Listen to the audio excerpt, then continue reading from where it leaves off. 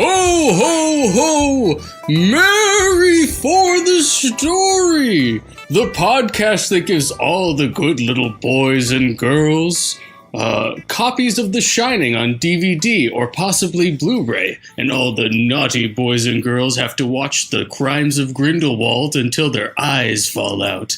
I'm Santa. And I'm Avery.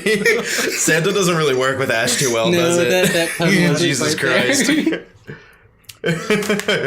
Well, hey, Santa. We're here in the porn corner in the film hole. Ooh, can we call it the pornth hole? Yes, we can call it that. That's absolutely perfect, actually. I'm here with two of my good friends. We're here with... actually, you know what? I'm going to let you guys introduce yourselves. Go ahead. My name is Reid. I have been listening to the podcast for a little bit. I have family members that know Avery, and I recently moved to the area, so hey. Actually, this is Kylie's brother. Kylie used to be a frequent guest on the show. I haven't listened to her episode yet. Don't tell me that. I don't think she's a current listener anyway, so it's not a big deal. And we also have Adryon here. Adryon, introduce yourself. I'm here because Reed's here pretty much. But I have listened to the podcast a few times, and it's pretty funny. We listen together. We listen while we're driving to get That's how you listen like to it? driving to That's not how Austin. you're supposed to listen to it. You're supposed to stare into your friend's eyes while it's playing until you both get uncomfortable and your eyes start watering. It's hard to tell. Well, we do hold our hands and until they get sweaty. And they slip apart awkwardly. That's a beautiful moment, I gotta be honest. Oh yeah. That's great. I'm glad we can bring these moments to you. While we hear you guys talk about people just going at it in the weirdest ways. Oh yeah, we used to do that. We stopped doing the whole reviewing porn thing. It became extremely uncomfortable We keep just and bringing it exhausting. up because it's just... Yeah, I mean, you can't forget history. I feel like we have to justify it. That's like a phase of my life that's over. The image of Freddy Krueger with dildo fingers haunts me to this day. Oh my god, that was. I haven't seen that. I haven't listened to that video. I don't think I wanted to off of the thumbnail. That's why we watched them, so you didn't have to at that time. That was like our slogan for the longest time. That's true with a lot of the movies we've watched so far since the rebrand. We're just like, you still shouldn't watch this. It's really funny. Like even like real movies, we've been like that. Yeah. Maybe we're just assholes. I think we might just be assholes. I think we might just be cynical at this point. I think we might be positive on one movie tonight. Yeah, I think so too. We had we kind of have an unofficial tagline right now that Ash hates movies, but Avery loves them. But I think I'm just as cynical as Ash is at this point. So I don't know if that's like necessarily like what we're going with. It's kind of like me and Reid because Reid's a bit more harsher on the films, and I'm much easier on them. But something I've realized is that it really depends on what you're looking for. Not necessarily seeking out the crap, but just like taking in so many movies that you start to realize which ones are the better ones. Because we have seen some of the worst movies of all time. No joke. God. They look like they're made in a basement. And like, who held these people hostage? Did they even get paid? Who paid a person to make this? Who held them hostage? Yeah, that's like the Man from Earth from us. We just shut the fuck up, my guy. Wow. Speaking of the Man from Earth, y'all should stick around to the end of the episode. We're going to be announcing our January lineup. Did you like that really great segue that didn't have anything to do with that? Don't worry about it. I thought it was perfect. Thanks. Beautiful. So we are going to be sticking around. We're going to let you know what we're doing for the month of January. Basically, no movies come out next month. One movie comes out that is vaguely interesting. Pretty much. Glass, right? Yeah, Glass. I'm pretty interested in that one. Yeah, we both saw Split a while ago, and we're going to do like a whole. And you know what? I'll save it for the other episode. But little hinty, and it's a little bit of a spoiler. So we usually start the show off by asking our guests and also each other what movies you guys maybe have seen lately and might want to talk about, bring to light. For the masses. So why don't you guys start off? What have you guys seen recently that might be interesting? to other people? Well, mostly we've been watching a lot of the same stuff. I think all of the most recent films we've just been watching together because we live in the same place. Except for, like, Repo Man. Oh, yeah. Whenever Adrian's at work, I rewatch some of the films that I watched when we previously watched together, but I wasn't really feeling all too much. So I've been revisiting those and trying to gain a new perspective. A lot of it has to do with expectation, what you're expecting to take away from this movie. And if those aren't reached the first time, sometimes I like to go back and just view them from a new perspective. And for the case of Repo Man, which came out in the 80s, as Emilio Estevez, is basically a total punk movie. The movie is fantastic. It's super entertaining. Repo Man. I would recommend it. Absolutely. It's only like 93 minutes, so it's not much of a commitment. Does this also have Grizzly Adams in it? No. No, It's not a bad movie at all, but Yeah. I think viewed from a specific point of view, it could be really bad. But it's just very wacky. That sounds like a blast, actually. Is it like one of those like straight to video, or is like filmed on video? Oh, no, No, it's an actual film. Oh, okay. So How have you not heard of Repo Man? It's legit. Like, I've never heard of Repo Man. Yeah. It's on Criterion Collection. Yeah, Oh, is it really? Shit. Fuck. It's super entertaining. it has like God one damn of it, the this happened to best me again. packaging. let's make fun of Avery for not knowing what that movie was. Every scene in that movie is just in some way a fuck you, because every time you expect something to happen, it does the exact opposite. That's fun, And it's though. just... Yeah. It's kind of like Pulp Fiction, that you don't really know what's in the briefcase, but this is like a trunk that's like, okay. But that's the whole movie. Yeah. And it just kind of you circles open it, around it's that. Emilio Estevez and Grizzly Adams. But not really. I wish. So Adrian, have you seen anything that you'd like to bring up aside from Repo Man? I mean, I watch movies almost every day, and it just it's really just There has to be a standout. There has to be Recently, something. I've just been trying to watch Christmas movies because of the Christmas time. That Have you seen the Christmas Chronicles yet? With Kurt No, Russell? but Come on, that my the one guys. Kurt Russell is my Wait, man. Kurt Russell's in it? I thought you were talking about the Sexiest one Santa where of all time. Santa Tim fights Allen Krampus. dethroned. What? Tim Allen dethroned as far as the sexiest Santa. Wait, Kurt Russell is Santa? Yeah, I think so. Yeah, Oh my and God, that I sounds think terrible. like kids like kidnap him or something. Like Yeah, that, and he they like has to classic, get back. classic. Like, well, it's like that one Bigfoot show where they're like, we have to shoot and kill Bigfoot to prove that he's real. I've never heard of this. Yeah, Wait, Neither have I, but I kind of... Their whole logic is like, well, like even if we get a photograph or video footage of Bigfoot, like no one's gonna believe us unless we like fucking Kill get him. him taxidermied and put him in our house. I'm gonna murder Bigfoot. Is exactly what they're thinking. I guess that is true, because if you like videotaped it, anybody could say it's fake. It's fucking fake. Or if Yeah, you so take a picture, they're like, "Oh, that's Photoshop." you need a Bigfoot corpse. Yeah, or you capture him alive. Captured to Well- those big fucking feet. Everybody is cynical these days, so even if you had proof, you know, Be like, that's nobody would... fake. That's clearly your hairy uncle, dude. Come on. That's Harry from Harry and the Your hairy, Hendersons. your hairy uncle Harry You Foot. stole that costume. Cool, great. I recently watched The Muppet Christmas Carol. My girlfriend's a big fan. It was cute, whatever. Yeah, I've also been watching Next Gen a lot. Okay. I don't know why. Just like kind of out of nowhere. It's actually pretty fucking good. Star Trek is great writing. I'm just gonna say. It took me a solid 10 seconds to realize what you're talking about, but yeah, I can't believe it. Yeah. I will never watch Star Trek. That was great. It's actually pretty fucking I'm sure it is, enjoyable. but that's a lot of commitment, and I'm like, I haven't even finished Breaking Bad. It's really not that much. See, the thing about Next Gen specifically is that everything's pretty much episodic. Yeah. There's like a couple like multi-part episodes, but for the most part, you could just jump. It's like in watching and just watch Doctor anything and Who, you can where get. it's like, Yeah, it's very much like that. Kind of yeah. like X-Files. I haven't watched X-Files. I've heard it. I've certainly heard of the exactly concept. like that I X-Files. haven't seen. Excellent. Yeah, that's pretty much what I've been watching. I've been really busy with work and Christmas, so it's just like that's about it. It's been like Christmas movies, The Muppets, and Next Gen. Yeah. Weirdly enough, but Oh. yeah. Ash, how about you? Have you watched anything Oh interesting? God, I've that we actually discuss? watched a lot this last week because shit was going down at work, and subsequently I needed a distraction. So I got 3 things that I watched this week. I've been watching Titans. Not good. Oh, the DC Yeah. show? It's like Teen Titans, but with real people. and like again, Completely Raven's the only unnecessary. good character. But then it's like being played by a 14-year-old who's just acting these full-grown adults off of the fucking stage, and it's like almost like sad for them. And then like they have episodes that are like about Robin, and you're like, oh. And he looks exactly like the guy who plays as a Flash on the TV shows.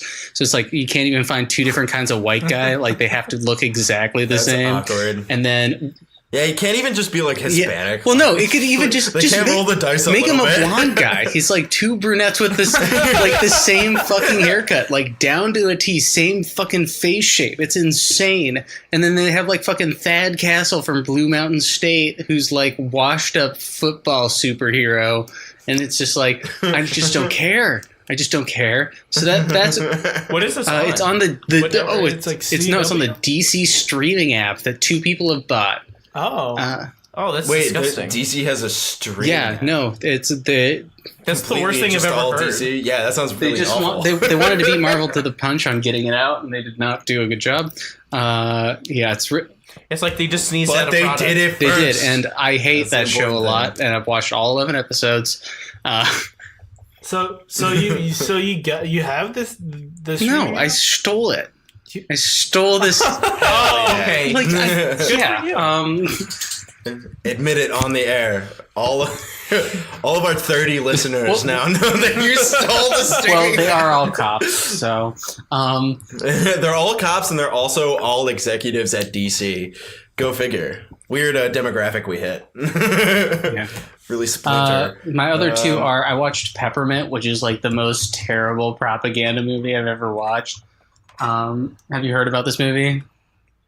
Is it the Jennifer I Garner have thing? Yeah, where it's like MS-13 killed my husband, and the government's like full of swamp nonsense, and they're not gonna That sounds like they're not real gonna life. kill the MS-13 guys, so I'm gonna kill them, and it's like, ugh, this is the worst. Yeah, it sounds like a Tuesday. Yeah. And then Bird Box, which is the newest. Like I can't use Yeah, one. Sandra Yeah, with the I can't use one of my senses. Oh. Is it like The Happening but blind? Yeah, yeah, it's kind of like The Happening but blind. Is that like Birdman but box? Avery, Oh, come man, on, sorry, guys. you're better than that. No, it's about like out of nowhere, like a strain of Russian. No, it's not really Russian, but they just like comes over from Russia. It's like you see this thing and you immediately kill yourself, unless you already have mental health problems, in which case you just fucking try and make other people look at it, and so everyone has to go around blindfolded. It's like it's like The Quiet Place, but with blindfolds, and it ends really poorly. Oh, okay. Yeah, it actually looks a lot like The Quiet Place. The like trailer that I saw at the top of Netflix looks like exactly the same as like every ad for The It's Quiet a new Place. I saw like subgenre. I saw a few shots from it, and it looked like higher production value than I was It's really expecting. nice, yeah. Considering it seems to come out of Yeah, nowhere. and fucking Machine Gun Kelly, the white rapper, is in it. Is he really? Yeah. Really? That He sounds specifically awful. That's he like plays Machine Gun sounds Kelly, terrible. and by that I mean he swears a lot and fucks someone. that's like how D. Antwoord was in that movie Chappie. Oh yeah. They ruined that movie. Oh my god. I mean, the Like- movie wasn't good. Yeah, Ray thank Antwoord was in that you. movie. And everyone likes Chappie. I Yeah. thought it was a bad movie. No, I don't think anybody really does. I heard I'm one pretty sure person movies- claim that Neil Blomkamp is their favorite actor, and Man, and they he did described one him. good they're movie like- though. they described him as they're like this South African director, and they're like, oh, somebody interesting, and then they're like, the one South African director But he that did- anybody knows. Don't you remember Elysium? Matt Damon. Who? You mean like Halo, but not really Halo? Yeah, exactly. All of his movies look like Halo. Like all of them fucking look like I Halo. know, yeah, all the like the robots look the same in all of his movies. I didn't even Yeah. like District 9. I know. Yeah, some no, I are, didn't like and, District 9 the- either.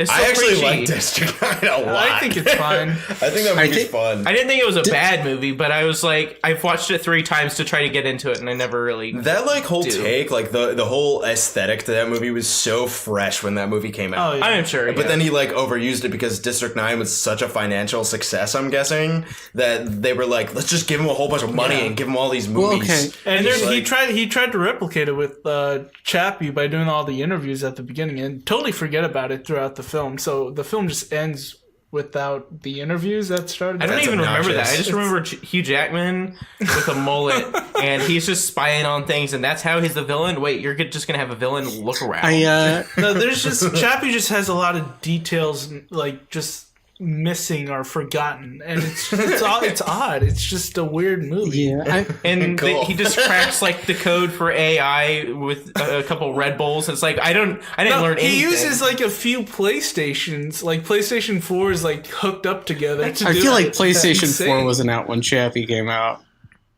Yeah, it totally was. PlayStation 4 came out in like 2013. Chappie, Or 2012, I sorry, think. Chappie just feels like it was made in 2012. Like, It feels like a movie that came out in 2009 because that's when District 9 came out. Yeah. It feels like the same movie over also, again. That's why I you're just want to thinking make that. this one point about District 9. It's supposed to be like a apartheid allegory, and the whole time, like I heard that before seeing the movie, and watching the movie, I'm like, so the people that were oppressed are the people that came there from somewhere else? That doesn't seem historically accurate.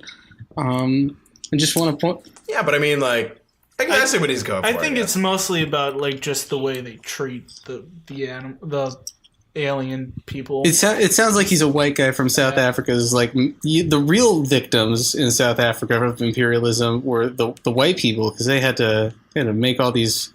That's a pretty big accusation. Are you willing to sign a statement saying that you absolutely. said I'll sign an affidavit. Fuck it. Great. Here it comes. So, okay, before we start talking about the ethics of the movie District 9, more. So we watched a couple movies today. We're going to do, if you guys haven't already noticed, because we're already 16 minutes into our episode, we're going to do a little bit longer of an episode than we normally do for you guys. We're actually doing a double feature tonight. We reviewed 2 separate movies. We all of us saw Into the Spider-Verse and Aquaman. We're going to do Into the Spider-Verse first. We're going to do basically a normal episode. We're going to take a little break, and then we're going to come back, and we're going to review Aquaman after that. So Spider-Verse first. Yeah, guys, to start this off, since we all saw this movie, what would you say your expectations are or were for this film going in? We could just kind of go around, or you could just say. Yeah, going around works when we're in different rooms. I guess you. Yo, you're the computer. You're like back here. So yeah. Cool. What did you expect? Yeah. What'd you guys think? I mean, when I first heard about it, it was kind of odd because I didn't even know there was another Spider-Man movie coming out, and it was animated for some reason. So I was just kind of thrown off by it. Plus, it was supposed to be from the perspective of Miles Morales, which we haven't seen a live action or an animated version of that character before. I don't think we've seen his uncle in Homecoming. He was played Donald by Glover. Yes, But yeah. but I mean, these 2 films are totally like separated. Because Oh yeah, this one's in Sony. I was a little worried going in.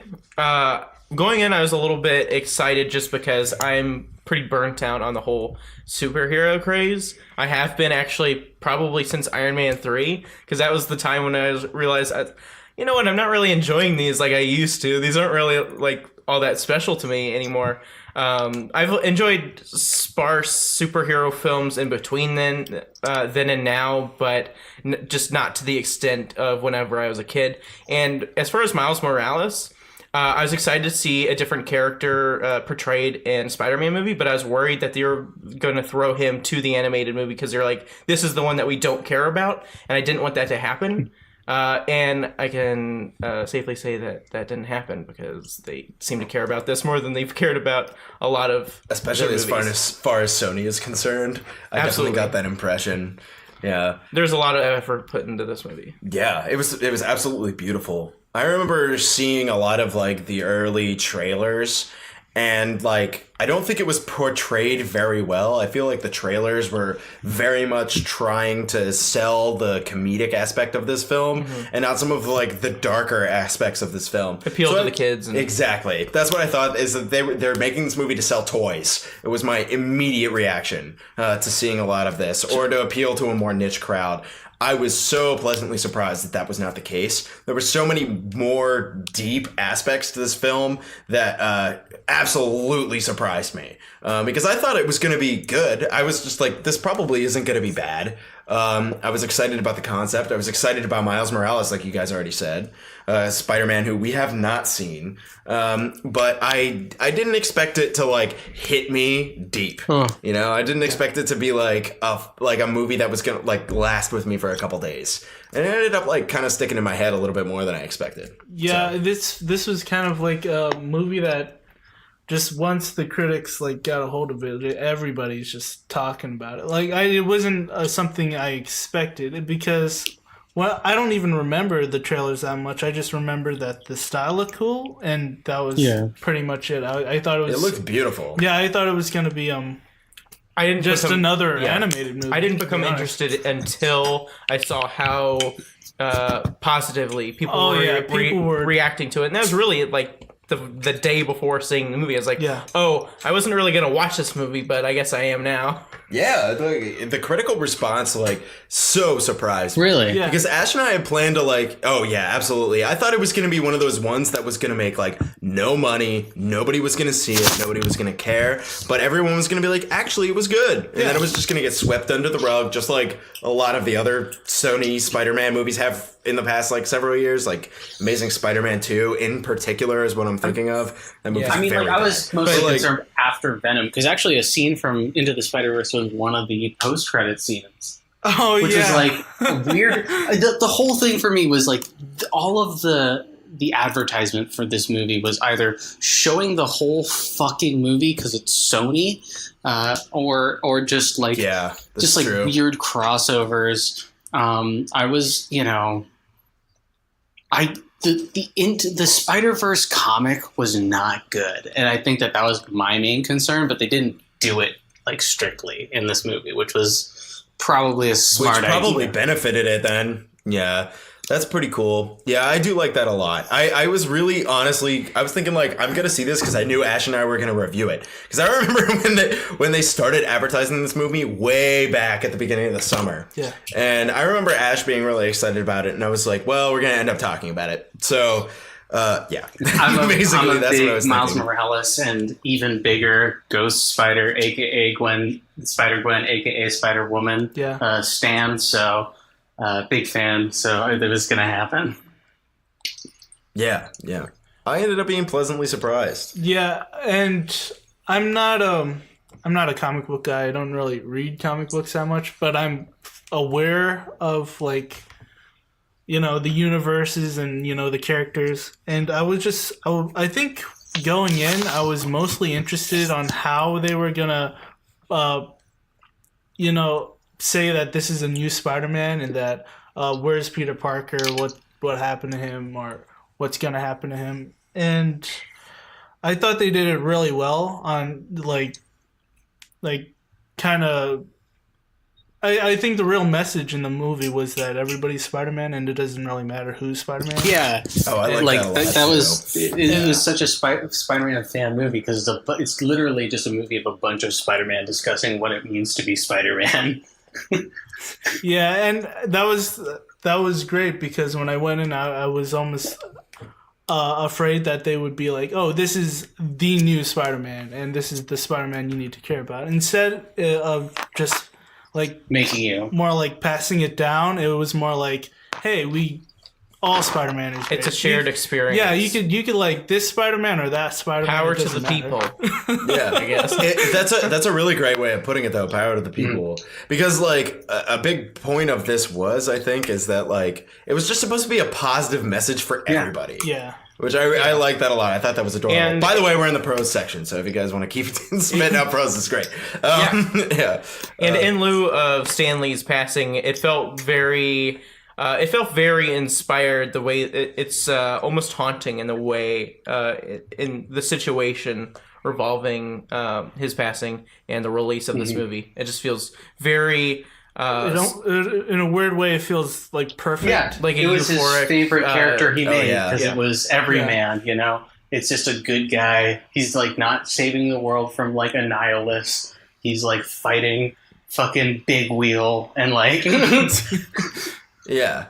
Exactly. It was very sweet. It was very lighthearted, and it had such a like uplifting message that it contrasted with some of the darker aspects of the film really well, which is probably my favorite part. My favorite character in the movie was the fat, like, old Spider-Man. I thought he was so great because it was just like the most depressing, dark aspect. Like, Spider-Man is so youthful and just like he's in shape.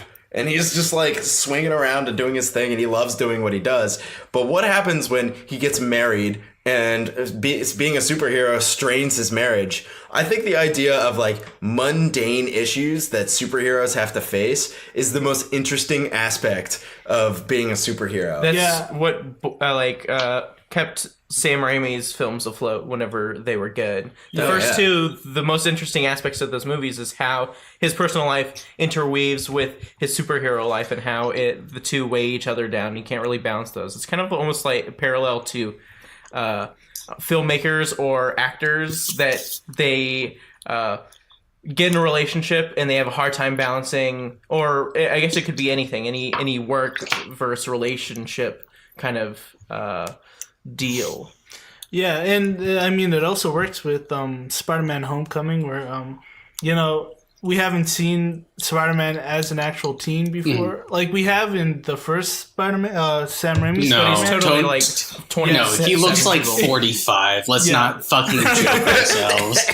He was easily like 28. Yeah, no one was. We're in high school. like, Let's not bash Toby. Toby is my hero. I love him. I have such an affinity for Tobey Maguire Spider-Man. Just like I look up to him. He's my hero. I like Sam Raimi, and I like how he directed Tobey Maguire. Yeah. I think Tobey Maguire is like a wet sandwich of an actor.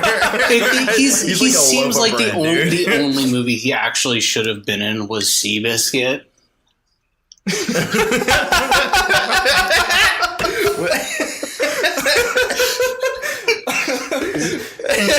That's really true.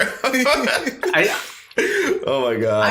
And that's like a soggy biscuit of a movie too, like a wet sandwich. Yeah, I haven't seen that movie. No, you haven't seen Seabiscuit? Seabiscuit is fine. It's not great, but it's not bad.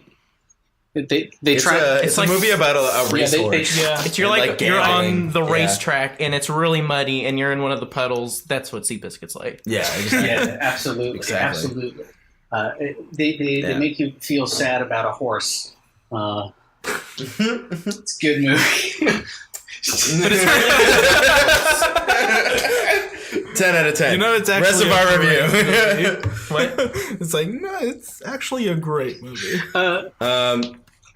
So, God, where do you even start with the pros here? Because there are so many. There's so fucking I think that many. This movie was actually we really have to just I think at first talk about that that comic pinpoint style art and just how they over the course of it was remarkable. Did you guys notice over really the course of the movie they kind of sharpened the focus on it because they would have like the classic old comics which would kind of blur the backgrounds because the printing process was less good, and that was happening early in the movie. It became more and more crisp as it went on until you kind of got to that culmination where Miles Morales was jumping off the building and that clip that was on TV, which kind of ruined the deeply emotional element of it.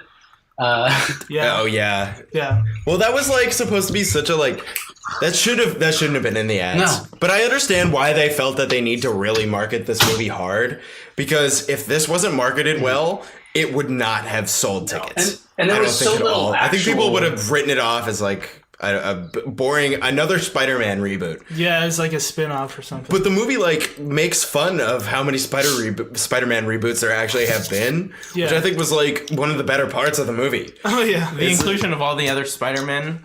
That's like a larger point, but that was fantastic. Yeah. I mean, it just really, really paid off because you get to see all not the different perspectives, but you just get to see the different styles.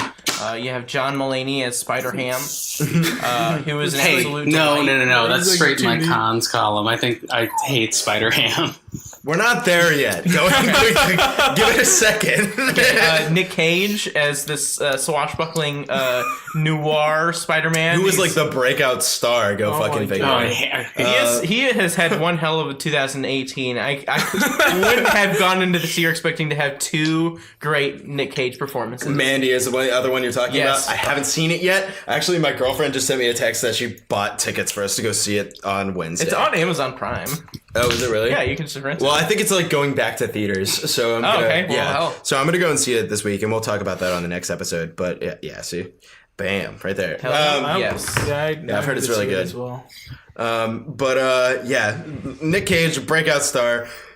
I love the way that they reintroduce all of the spider people. Yeah, so quickly. And like how by the end of the movie, they were just glazing over it. They were like, you've heard this over and over and over and over again. Bitten by a radioactive spider and or you're a radioactive spider So that good. gets bit by a pig, and I hate it. I hate it's been around since the 80s. I'm so mad.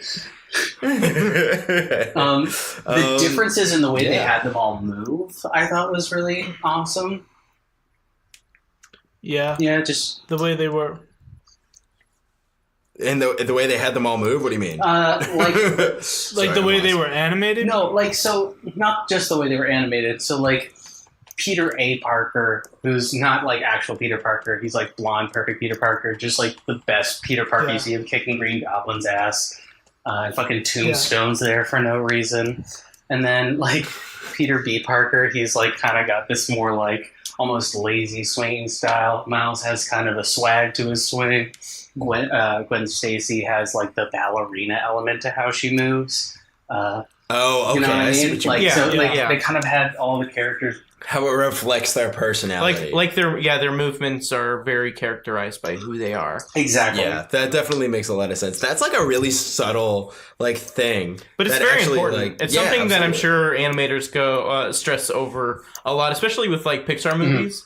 Pixar, I mean, they have just so much prep, and they're constantly working through it before they even start recording voices. I'm sure they have all of that kind of written down. And that's For sure. that's kind of the great thing about animation is that you have to be so detailed that you could put in so many different like movements and features and all kinds of stuff with and we're live action where You have to actually find the items to put in the shot for the details. Unless whereas it's Aquaman. animation, you can kind of wait and just fill them in. You could just do whatever you want. Yeah. And I think like this movie being animated is such a strong feature to it because the visuals in this movie were impeccable. Couldn't have been done better.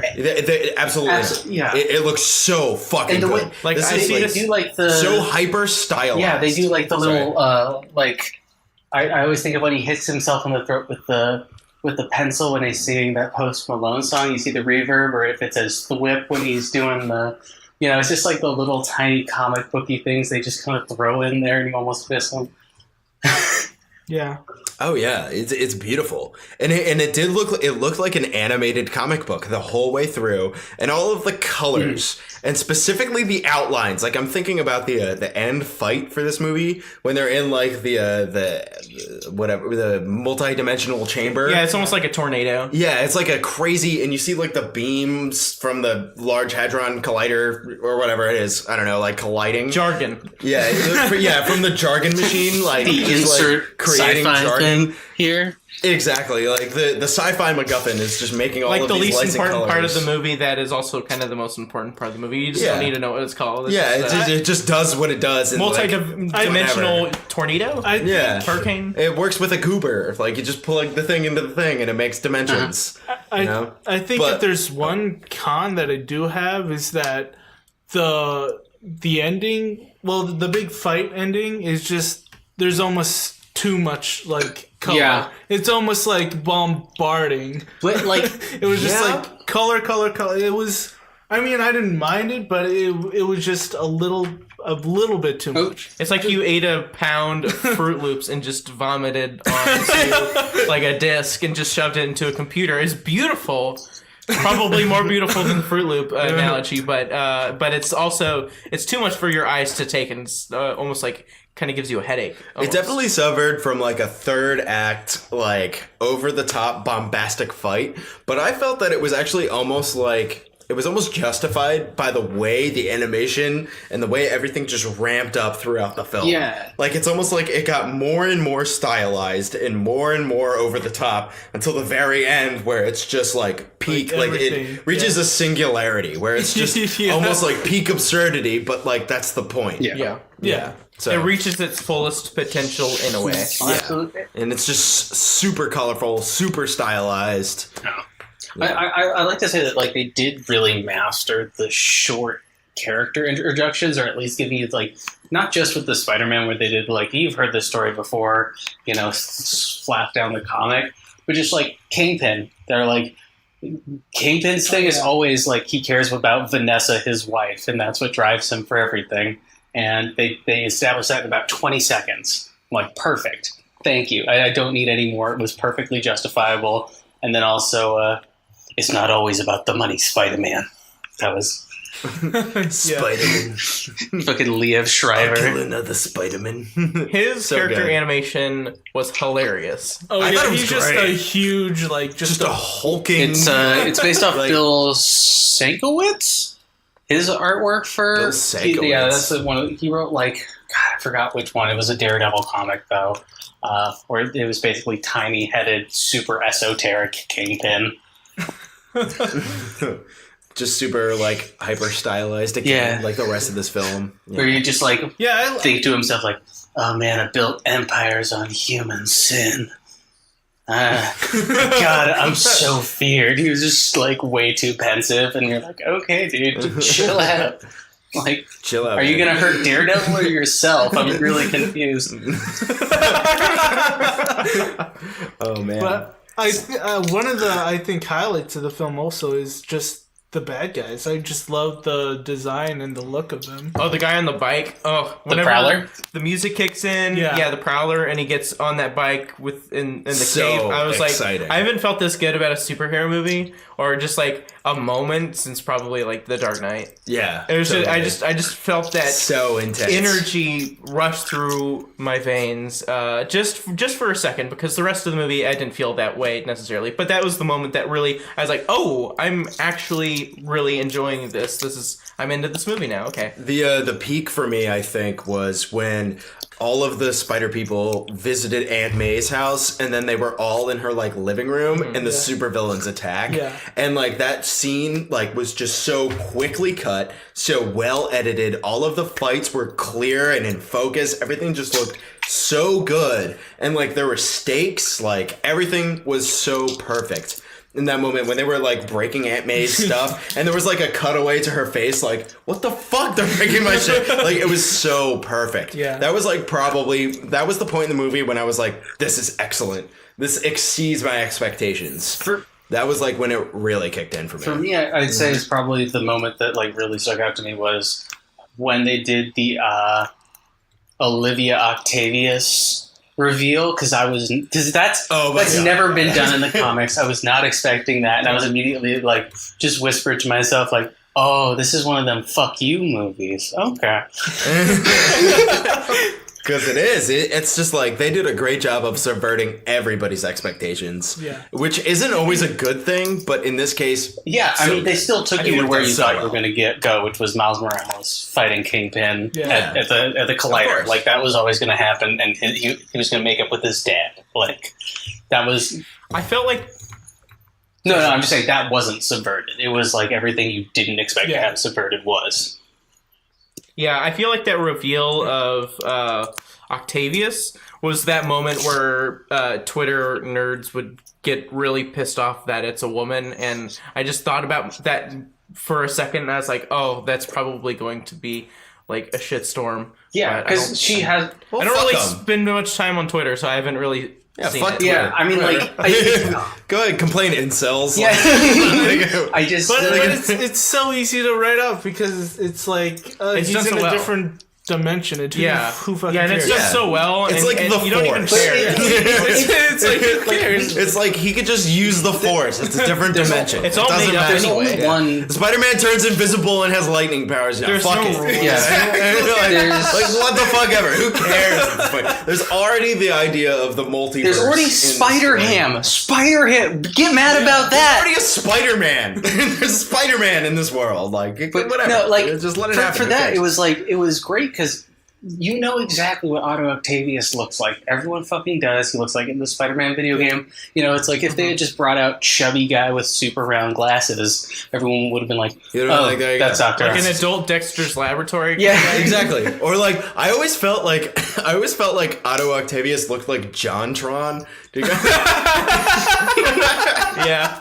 Okay. All right. From the JonTron show. So that's just what I was thinking. But like, on a different note, like just kind of like a detail thing. I just love the tentacles, like how they're not like these like metal like big lumbering like things. They're just kind of like these little pipes that just go around. They look like they're made out of like rubber or something. Yeah, I was like, why hasn't it been like that? Pulsate all disgustingly. Ew. Yeah, it looks like a successful experiment. And this one, where the other one, he's like Frankenstein. He's like, I'm walking around with 3 6-foot-long metal penises. Yeah, and it's like those things must weigh so much. It's like, how does that even work? Which actually kind of brings out his character in Spider-Man 2, in my opinion, because it's like these tentacles are a burden and it's like weighing him down, and they just feel very heavy, and he's. It gives it weight though, especially to like early CGI when like that was like such a big issue, like with like things just looking fucking fake because they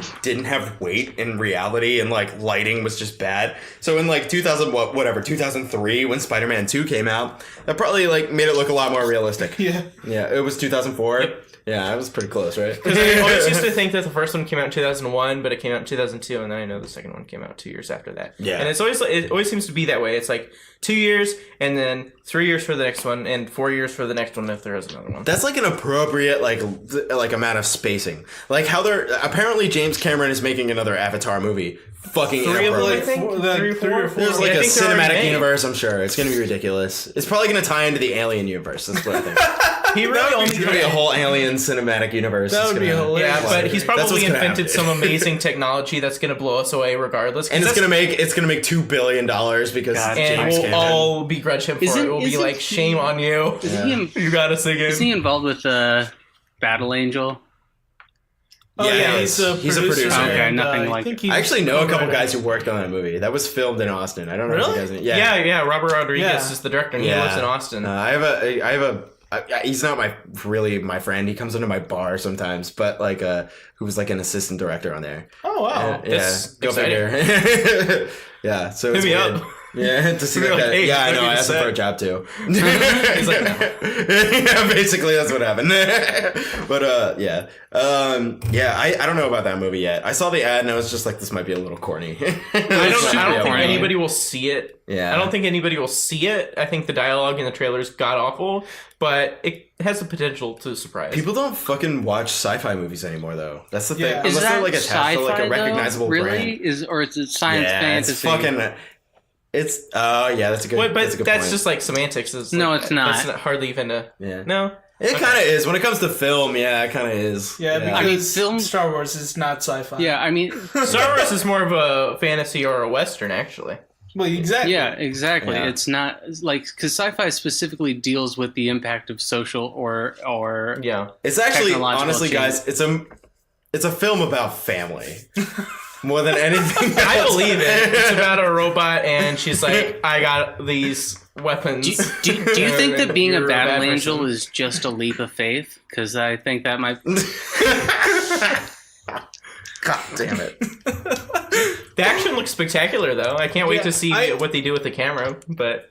with the story. I mean, I have. It could be Immortal Engines, and it'll lose like $1 billion trillion, even with two popular names attached, like Peter Jackson. I kind of want to see Mortal Engines. Yeah, I do too. I do too. It looks really bad. I have a morbid curiosity because it looks so original, but it also looks so ill-conceived. It looks so terrible.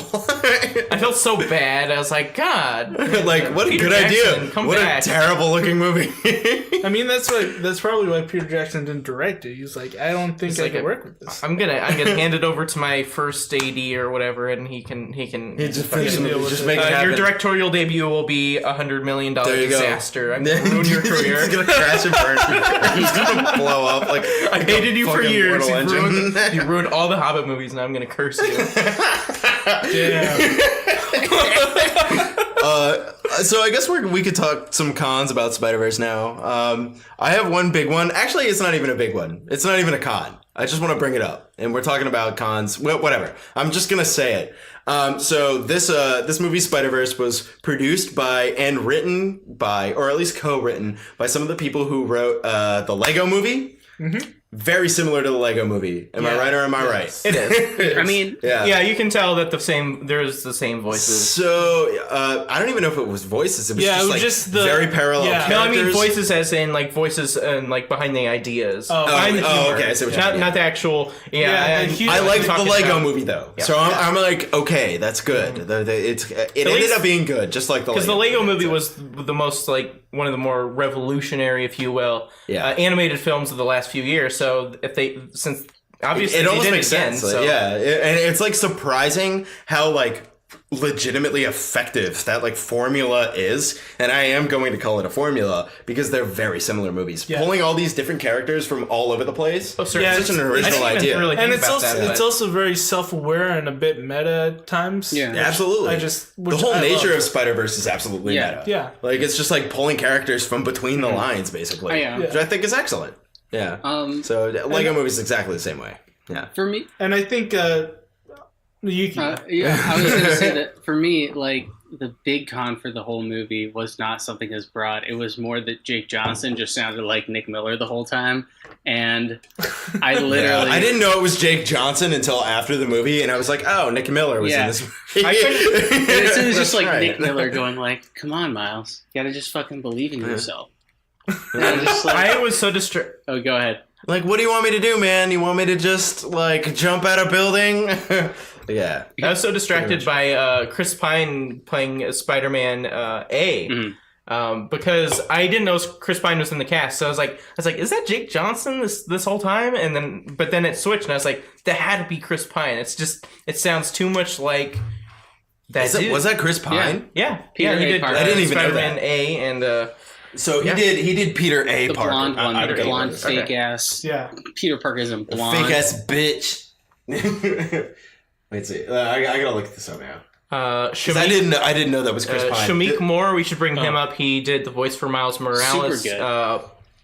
Yeah, he is the main actor in the film Dope. If you saw that a few years ago, it came out in 2015. Super dope. I hadn't seen him in anything since then, and I was glad to see him pop up in some way or another. I think he does music too. Yeah, he actually, okay, so one of my favorite parts about this movie is they released the Christmas album, and he sings like 2 of the songs, and Chris Pine sings another 2. It's like a 20-minute EP. I recommend everyone goes and downloads it. Wait, Chris Pine sings a couple? Oh yeah, he sings. Oh my God, you're right. Oh yeah, in the end credits, they're Captain Kirk sings a song on this. Go fucking figure. Captain Kirk, you're really William Shatner. Come on. That's him. That's Captain Kirk, right? Yeah, he plays a Captain Kirk. He plays him 3 times, but he's no William Shatner. He's more beautiful. I will say, William Shatner is in my movie choice for this month. That is my hint. Oh, yikes. I know one thing. I am definitely watching your movie too. Haley Steinfeld, Gwen Stacy, don't really care. She was fine. I don't get why she's so popular right now. She's just popping up in a lot of places, but her voice didn't distract me. It didn't sound too much like her, so I didn't really get that. Zoe Kravitz was Mary Jane. There's a parallel to Grindelwald. Yeah, I think really the only voice acting for me that like was obvious was Spider-Ham and Spider-Noir. Yeah, but those were like the two that I wanted to recognize because I think John Mulaney is hilarious. I think he's one of the best comedians right now. And I think Nicolas Cage is just a blessing to us all. Sure. He's a gift to the world. I think Nicolas Cage is just like a psychopathic angel. Like, he's just beautiful and just weird in I want every him to buy way. me a castle. I think he might buy you a castle, dude. He's a listener, so a lot of people don't know that. No, he's not. But Papa Roach is. Go figure. Papa Roach. We went to the same school as a guy that has actually directed Nicolas Cage in one movie, at least, and he has a fake nose. This director is named Stephen C. Miller. We want to bring him to your attention because Holy shit. we went to a film school in which his name was constantly brought up, and we watched all of his movies, just about all of his movies, partly to poke fun at them, but it was kind of a morbid curiosity to see, oh, the school's hyping this guy up for doing stuff, and they're all really not that good. and they don't have any real sense of improvement either. They all suffer from the same mistakes. And Stephen C. Miller, that name actually sounds pretty familiar. But you know what? I would say his work is worth checking out just because you might, for shits and giggles. Yeah, it's hilarious, some of them. Oh my god. But this guy... We even had a teacher. We saw one of our teachers in it, and he's like, he just fucking gets straight up murdered. I And you're like, good. That's awesome. I'm pretty sure this guy is in the Acacia Strain, from what I can tell. He's in the hardcore band Acacia Strain, or is a professional wrestler. It's kind of impossible to tell. That's all over the place. Is he an astronaut too, and like a football player? Because goddamn, like what can't this guy do? Like, Brilliant. Okay, yeah, all right. This is interesting. Anyway, do you guys have any more cons? yeah, It's really hard to get. Oh yeah, I have one. fucking Spider-Ham out of here. I like it. I think he's fine. Give him to the kids. He made me whatever. laugh. No, he made you Yeah, laugh. he's goofy. He's not. He had like it's one re- part that was fun. Okay, Whatever. It's really just Barely in because the it's movie. John Mulaney and his I voice love just John Mulaney. sells it. He is not a good voice actor. It was the most awkward whatever. delivery of all of them. If we're being critical, we're being critical. Don't whatever my point. Dick face. Yeah, I know you're right. Whatever.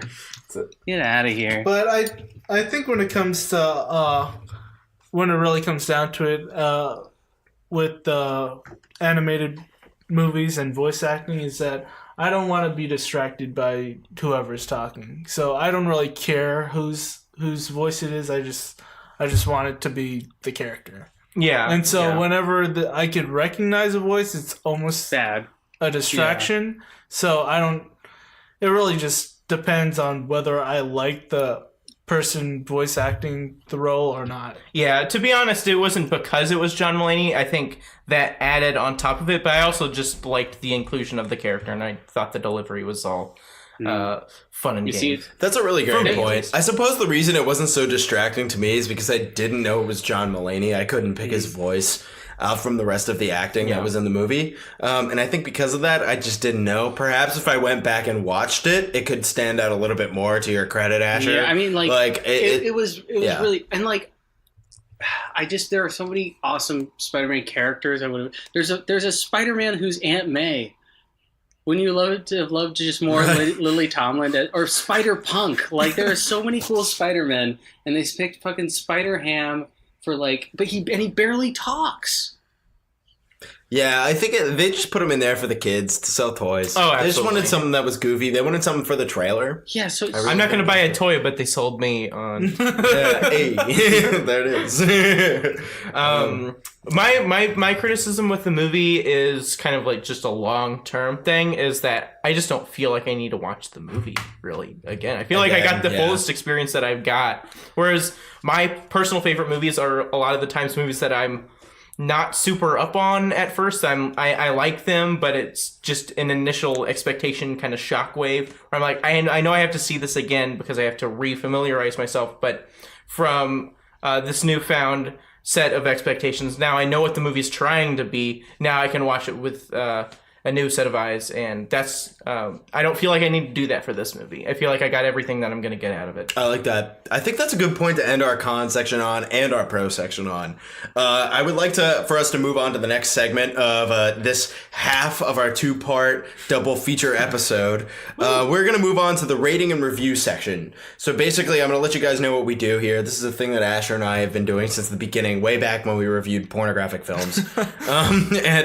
Basically what we do, we give it a rating out of 10. We give it a recommendation, recommended or not, and we also ad-lib 5 words about the film that you think describes it, that you could sum it up to like an everyday bystander, right? Who wants to start? Rock, paper, scissors. I don't know. You don't have to do that. Okay, you can do that if you want, I guess. Rock, I just said it. Paper, scissors. Wait. All right, Adrian wins. how do you Adrian play? goes first. Okay, so you said, all right, just run it down just for me. All right. We're gonna do the 5 words last. Rating out of 10. Okay. What do you then recommendation, and then 5 words ad-libbed. Like I would go like blah blah blah blah blah. Okay. I usually come up with it on the spot. Mine are terrible. Rating, well, let me just give a little thing on how I rate my films. I have a Letterboxd account. You guys know what that is? Yeah, I've heard of it. Yeah, I know what you mean. So it's just a website where you could like see movies and like You just log them. Yeah, you log them. You add and them to a review them. diary, and it just builds up over time. And it's just a good way to see how many movies you've seen in a year, or you can throw them in a list or rank them, whatever, if you're into any of that. But you could just review them as well. Yeah, and so they have a 5-star rating. So I gave it a 4.5 out of 5. So if you make that 10, it would be a 9.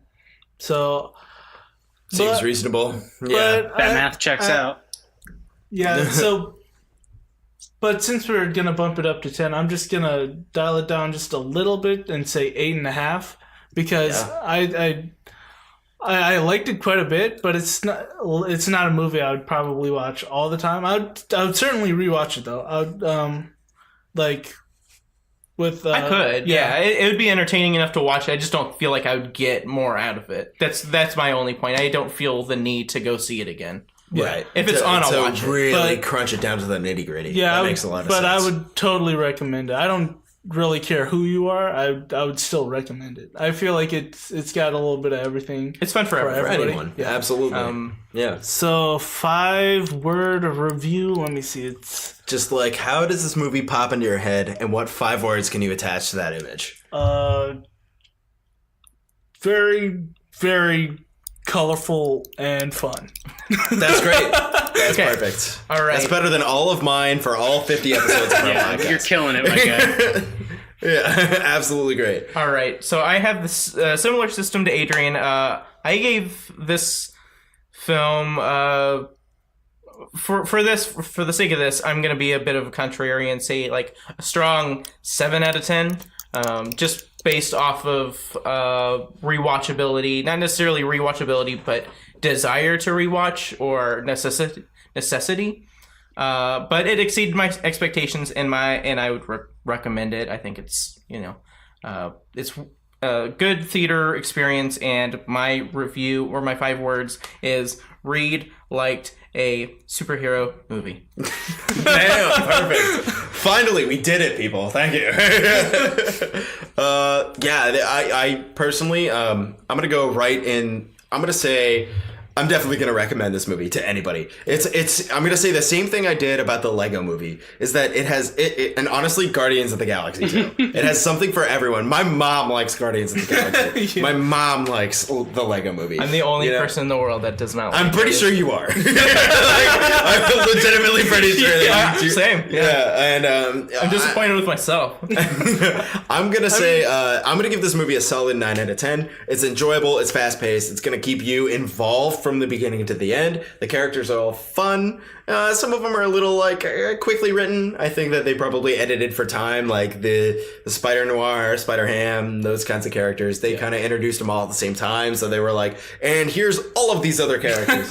And they're just like, okay, now go finish the movie. Is kind of how I felt like it happened. A little rushed in that regard. But yeah, I'm going to say my 5 words are dot matrix printers are cool. Because it makes me think of the comic book like stipple printing. Does that make sense? You know, like the old school inkjet printers, like from like Apple IIs or whatever. Out of left field, but certainly welcome. But hey, there we go. It's ad lib for a reason. I mean, I agree with everything you just said. And cool, Asher, how would you put this so bluntly? Well, definitely see it. Great soundtrack, really great characterization, quickly and over the course of the entire movie. Really makes you, I think, probably my favorite thing that I heard after the movie from anyone who saw it was from you, Avery, when you said, oh man, I want more Miles Morales, which is something I wanted to hear. And, you know, it was almost perfect. I thought that they just threw in some character. Like, I think Penny Parker served no purpose. Tombstone served no purpose. Some of the voice actors I thought, you know, weren't voice actors and were just there to be, you know, names and names attached to the movie. Some of them did well. Liev Schreiber, I think, did really well. You know, Nicolas Cage was Nicolas Cage. It's fine. What's his name? Mahershala Ali as the Prowler, as Uncle Aaron. He was awesome too. Like, and he didn't really pull me out of it. I really think that this might be my favorite Spider-Man movie of all of the Spider-Man movies. I think it just gets it right from like a comic book standpoint, and the Stan Lee cameo made me cry. I'm going to give it a 9.5 out of 10. And my 5 words are going to be hell yeah. Penny Parker looks like Penis Parker, because the way that name's spelled.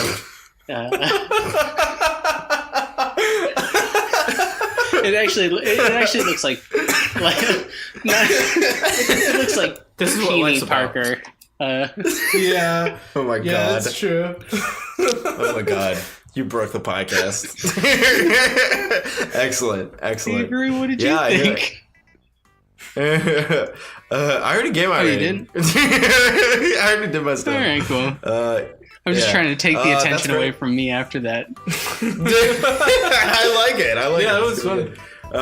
So, guys, we're going to take a short break. We're going to be back with a review for Aquaman. And I'm thinking what we're going to do is I'm just going to pause the recording probably around this point. So we'll just take a break real quick. Right. I really got to pee so fucking bad because I just drank 2 beers and a whole Red Bull. So, like, yeah.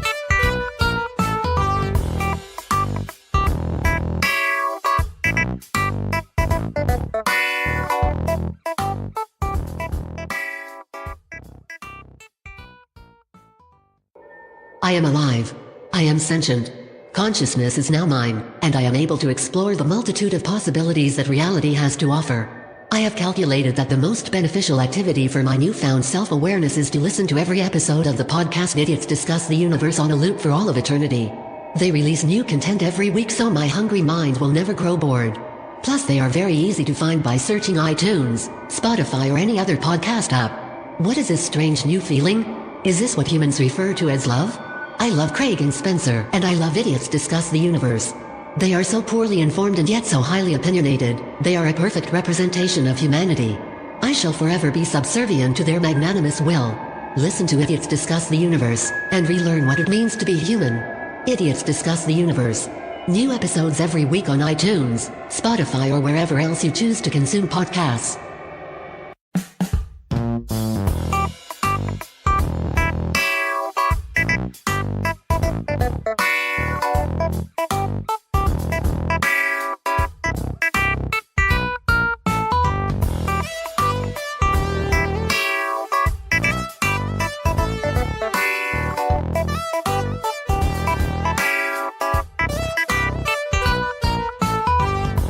Record. And we're back with For the Story. We're talking about a really aquatic, wet movie now. Oh, I'm so wet, Avery. Yeah, for this I know. movie. I'm sure all the listeners are too. It's gross. I'm already uncomfortable. Contrary to your previous format, this is probably the wettest movie you've ever talked about. Probably, like literally. I don't think. Well, Wait, we I'm watched trying this to think. one movie called Shark Babes. Oh yeah, I forgot all about Shark Babes. We just You know, that awkwardly probably watched actually it. has water in it, though. This movie is just a fake ocean. Not a lot of water. I gotta be honest. It was directed by some like director who did other stuff that we had heard of. I can't remember who it was. It was like really terrible movies. It was really, yeah. and like there was like it was in this beautifully furnished house. It was ridiculous. It was like Yeah, definitely like the director's house in like fucking Beverly Hills. Oh yeah. Here, this is It my was just like- multi-million-dollar house. It and was now like, you I can have a fuck cool all over house. the Like you furniture. guys are shark babes. Come over. Let's talk about sharks and shit. That's back when we talked about porn. Anyway, welcome guys. Welcome back to the porn corner, the film hole, whatever you want to call it. it's been seconds since we last spoke. It's been moments easily. I suppose you enjoyed that brief musical break while we were all getting more beers and peeing, mostly me. And we're back. We're talking about Aquaman this time. This is the second part of our double feature. I know Ash already doesn't like it. And that's the podcast. Anyway, we're done for today. Yeah. So I have opinions about this movie that differ from Ash's. Go fucking figure. That's basically like the moral story for this podcast. Yeah. But we're gonna start off pretty simply. Oh, that's my kitty. Let him out. My cat, everyone. The first time we could actually hear him. He was on the last episode too. But okay. Anyway, so yeah, we've already talked about movies we've seen. You guys have already heard about that stuff. Let's talk about our expectations for this film. We'll start with our two guests, Adrian and Reid. What do you guys think? Like, what did we expect before going in? Yes, before going into the theater. Well, for me, I just wanted it to be like big, bombastic, and fun. That's all I needed. I didn't, because that's really what I heard from everybody who saw it, like all the critics and stuff. Like, it was just supposed to be big and fun and kind of silly, and that's kind of what I went in hoping it would be. I really love that you use the word bombastic because that is the word I've been using to describe this movie the entire time. Almost like absurdly. Yeah. Like almost like it's like a circus. The only thing visuals. this movie's missing, well, other than a lot of things, is that they aren't singing. If this was a musical, I'd be here in the same exact seat, but talking about it with such more, much more positivity. I didn't hate this movie though. The musical is like the only thing that's like if it was that, I wouldn't have even like been surprised. Like, I would have been like, oh, this is a musical too? Okay, yeah. Like, that makes Mary sense. Poppins too? Oh, Christ, dude. Speaking about bad movies, they're making like Mary Poppins the Resurrection or something like that. It's already out. From the dead. It's Mary already Poppins Resurrection. It's Well, a you know what? sequel. It actually got better reviews than Aquaman, so... Good. Oh, really? Maybe we're This talking movie about the right deserves movie. nothing. Isn't that the same girl that was in Aquaman? No. She No, looks Emily really Blunt. fucking similar. Emily Blunt. Emily Blunt, who's in Quiet Place. Yep. Yeah. Oh, okay. Married to She is John light years Krasinski. ahead of... Oh, so married to Jim Halpert. Yep. Gotcha. Yeah, she's light years ahead of Amber Heard. Oh God, Amber Heard, who has the on-screen chemistry with Jason Momoa of a snail Mimosa. and just like a small pile of yogurt is. That is fantastic. I didn't expect it, but my expectations for this movie were kind of similar to Spider-Verse, that I had heard people talking about it surprisingly positively, but it wasn't that positive. People were like, it's still stupid. And then I was like, and then I expected it to be still stupid, which it was definitely still stupid. But you know what? I was certainly dreading that it was 2.5 hours long. I was like, I read this film book that claims that movies shouldn't be over 2 hours unless they have something really important to say. And this movie didn't have Anything important to say at all. Nothing important to say. And you can really feel the length, especially in the second half. Like I wasn't in pain or anything. It was certainly entertaining enough. There's a lot of action going on, but at a certain point, there's about an action scene per scene. So Exactly. it gets very exhausting, and by the last, I guess I'm going into my negatives here, but It's hard not to. I understand, my friend. it kind of comes with it. You gotta bring it out. I don't know where I'm going with that, but all the crustaceans fighting each other at the end. I was like, it was the same problem that I had with Hobbit, the last one. Oh my god! I've heard these movies compared so much because there's just this huge battle. The battle that's of going the on 5,000 armies for a bit, but the battle consists of 0 people that I'm interested in. So I was like, what does it matter? because it's just CGI smeared across the screen. But you do have like a Kraken, which is actually voiced by Julie Andrews, who plays Mary Poppins in the original Mary Poppins. Okay, so she's in weird she's in this movie, but just- she's not in Mary Poppins, which came out the exact same day. I just wanna Oh my clarify God. one Crazy. thing. It was not a Kraken. It I was. see. it was like the- water Tarrasque. Yeah, it was It a was water like- Tarrasque. It was the 5th edition Tarrasque art from Dungeons and Dragons, and they put crab claws on it. It literally was identical. Everyone Yeah, Google it's that pretty at home. fucking close. Basically, the Kraken though, like That was the I think idea. they call it like I think they were going for like Thugoso. Kraken, more like it was the like Kraken. Am I right? It's like it sounded like almost like Catherine. Like it was like Catherine. I think it was like spelled differently Whatever. because but yeah, my expectation. it was a Cavalier. Yeah, a it was Chevy a- Cavalier, yeah. 2001. My expectation was I was curious the day leading up to watching it, but prior to that, I was like, okay, James Wan, he's improved his career. I've liked the direction that he's kind of gone, but his movies, Fast and Furious 7, watched it once. It was whatever. It was fine. The best one yet, but that's not saying much. And I don't care about DC movies. I thought Wonder Woman was very highly praised for the lack of quality, and that one was still the best. So let that stand for there you itself. go. Suicide Squad was, yeah, We all know. Hard yikes. We all know. Hard yeah, yikes. yeah. We've all been there. We've all seen it. We've all seen and Batman v we're still Superman. recovering. Not going back. You know, I could tolerate BVS. Really, I but liked it less. I Interesting. actually skipped Justice League altogether. People Oh, said it sucked, and I smart. believed everyone. You know how I saw Justice League? 6 months ago, it was on TNT. That's how bad it Really? is. It's already on TV, dude. So it's already basically on TV. Daredevil. The original, not the new show. It's like Daredevil. Yeah, we're gonna talk about that. Anyway, my expectations. I thought it was gonna be so stupid. I was like seeing like the ads. I was just like, okay, this is Thor. This is trying to be Star Wars. This is also what's the? Oh my god, I'm already like Black Panther. Yeah. I was just like, this is Black Panther. This is everything DC scrambling. They don't know what to do. Too much studio interaction. I looked at the IMDb credits. This movie has 5 screenwriters. This movie, the story is by 3 people, and it has 2 screenplay writers. So 5 people wrote this story. So too many cooks in the kitchen. Now, off the bat. I don't want to be the guy Yeah. who's like defending Aquaman in any capacity, but there were like 5 writers for the screenplay on Spider-Verse.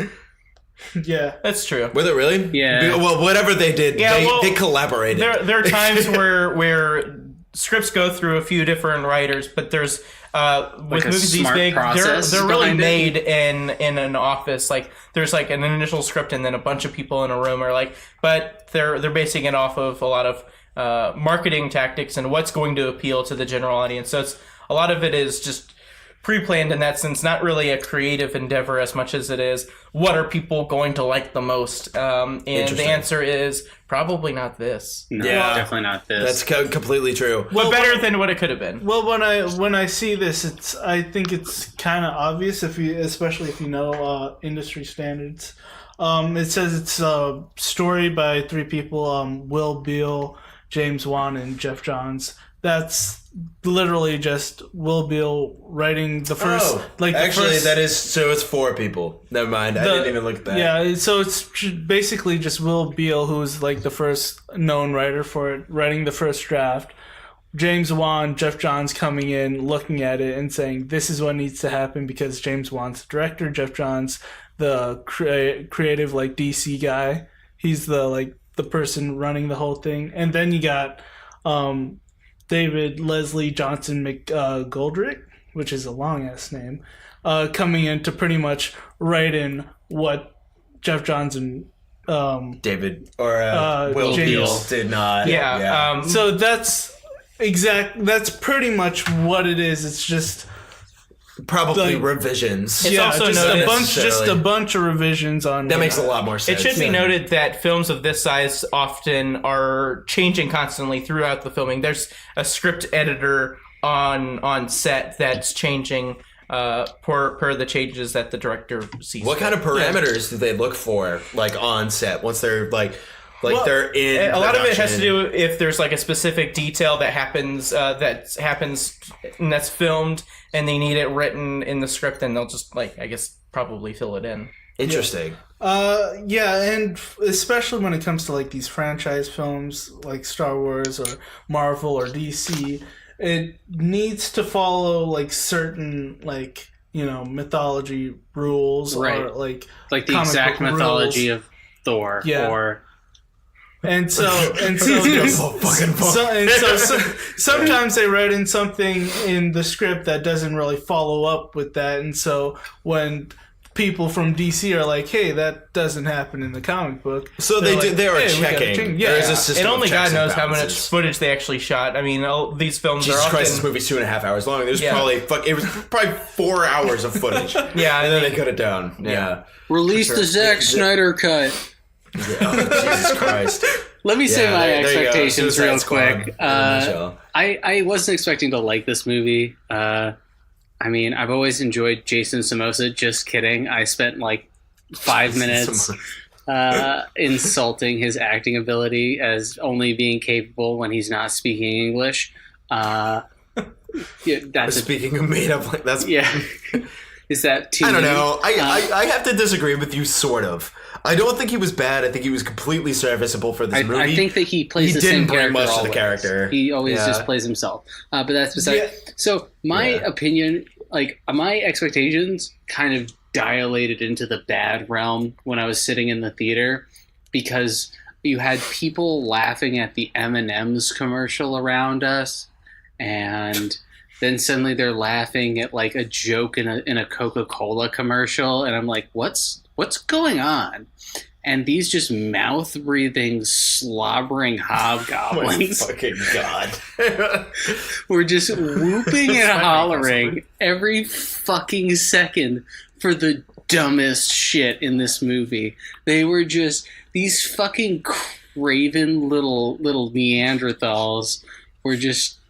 They ruined this movie for me more than it already was bad. Like, but I could tell, like, before the movie started, I got 3 beers and, like, sat them around myself very strategically for this movie, because it was like, oh, this isn't good. I mean, yeah, that's a way to get through it. Okay, so here we go. We're gonna keep on structure here, because Ash, I know how badly you want to shit talk this movie. I mean, I might just respond to everyone's positive points with just negativity. Just shoot us down. Yeah. Like a dog in the street. So I'm gonna say right off the bat, and I know you're gonna laugh, Ash, I know you're gonna disagree, I liked most of the action in this movie. Yeah. I thought specifically the stuff that was clearly James Wan, the stuff that he clearly had input with. I'm thinking specifically when his mom was like fighting dudes. Yeah. Nope. I thought that looked really good. So good. Yeah, I thought the camera work was fun. I thought that it was like exciting. That actually kind of had me on the edge of my seat. I was like, if this is how this movie's going to be, then this is probably going to be all right.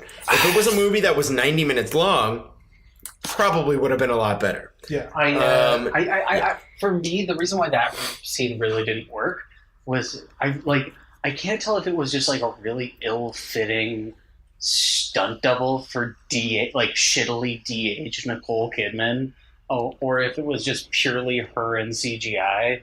But it just, like, when she flipped over the couch specifically, I'm like, oh, that's like a very obviously poorly rendered CGI, and like that was the first impression I got of the movie. And so for I don't remember noticing that. I remember the scene looking particularly movie-ish, but I kind of accepted that, knowing that they were kind of going for this very over-the-top, very stylized approach to Aquaman, because I noticed with the DC, they tried to be dark and gritty, whereas this film, obviously, it looks like it's trying to... dark and gritty. It just means fucking it's nothing very nowadays. pop. It's very colorful. That color is blue, but I mean, like, it's very colorful. Yeah, but it's clear that they're trying to course correct into a sillier realm, at least with this film. They're approaching it differently, because I don't think people are going to take Aquaman seriously. I think we're going to make it with funny, but it still looked very... overproduced. It looked very fake to me. I could see through all of that. Such a good way of putting it. But I enjoyed it. I enjoyed the action as it was. I thought it was flashy and entertaining, as much as I would expect it to be in a movie about a man that talks to fish. Aquaman. And talks to fish. yeah, I completely agree with you there. I think overproduction is it's very bloated. This movie was advertised out the ass. Like, it was huge. It was bombastic is literally the word that I used to describe this, because it was almost like it went so far. Like, this movie could have been, even 2 hours would have been a palatable reduction in the runtime of this movie. 2.5 hours is stupid. That's a Lord of the Rings movie. Yeah, right? They're always so trying to compete with the wrong movie. For some reason, they're like... Exactly. Justice League was supposed to compete with, Civil War. And this movie was supposed to compete with Infinity War. Like, they just don't know what they're trying to compete with. I just think they're behind. When it comes to it, I think Marvel got the jump on everybody by laying the groundwork really early and playing their cards close to the chest. And, they got in with, a hit really early on. Okay. When it comes to, this whole cinematic universe thing, it's almost like it's luck. I gotta be honest, it's almost like it's luck with Marvel. It's really because they brought in a good first director. That's really what it comes down to. You have a director and you have a character that a lot of the general public didn't really know a whole lot about Iron Man. I didn't. I watched the movie. Iron Man was a C-ranked fucking which is crazy. He was elevated so high, and it was directed from a guy that clearly knew how to make a movie. Whereas DC is they put all their eggs in one basket, which is Zack Snyder, and he always makes the same movie. They always look like a Zack Snyder movie. That it's always gray and it's blurry and all the colors are muted and everything's gritty, but in an obnoxious way. That's what I'm saying though. A gross way. Release the Zack Snyder Aquaman. Sewer way. I want the Zack Snyder Aquaman. I just want to be able to compare them. I honestly think James Wan was a good choice for this movie. I think that the stuff that he brought to the table just anything that really made the movie work a little bit better. Any director that likes a wide shot for action would have sufficed. I really don't see what he brought to the table. I think that those wide shots, man. Can you imagine if Zack Snyder had directed those scenes? I know, but if your biggest compliment to him is that he's not Zack Snyder, that's not really a compliment. I guess that's kind of a good point, but I just think you could. I could tell what was going on in the action, though. Zack Snyder has a way of filming action. You can tell it's going on, but it feels so unbelievably fake. It looks it looks very staged, very choreographed. And the Italy scene didn't. I thought the Italy scene looked actually more fun than anything. It was colorful and it was fluid and it was fast moving. I thought that was probably the best actual sequence in the movie as far as action, because it was constantly moving. It felt like characters were constantly doing something. I do have a major complaint with Amber Heard in that role, though.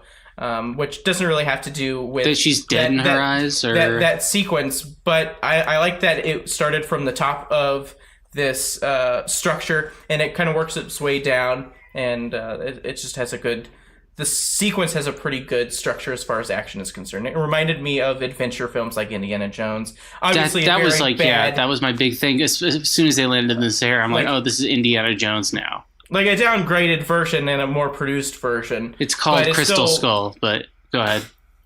Yeah, for sure.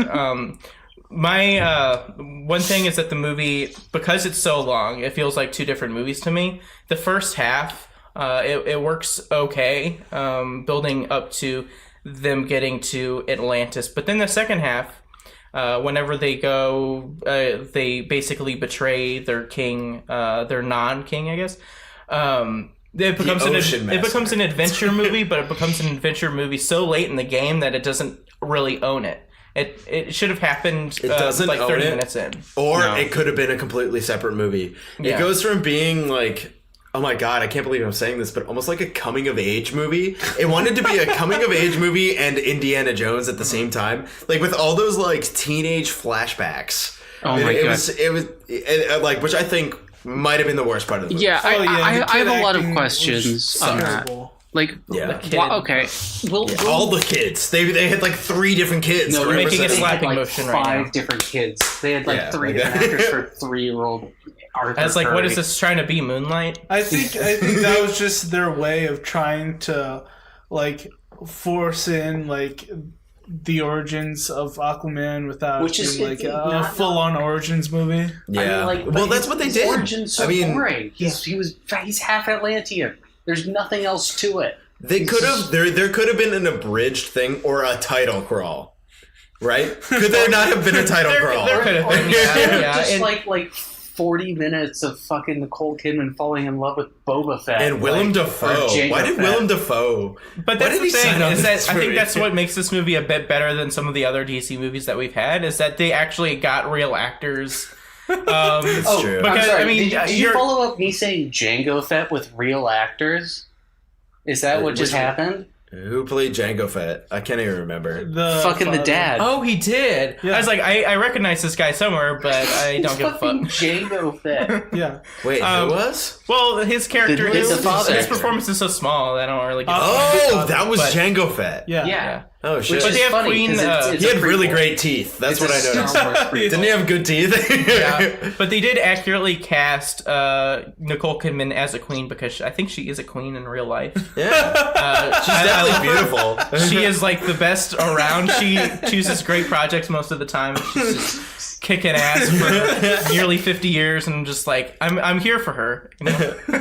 What do you guys think about the costume work? I'm really curious. It looks very costumey. It reminded me of G.I. Joe: Rise of Cobra. I love it. Oh my god! I was a major defender of that movie until I saw it more recently. Oh my god.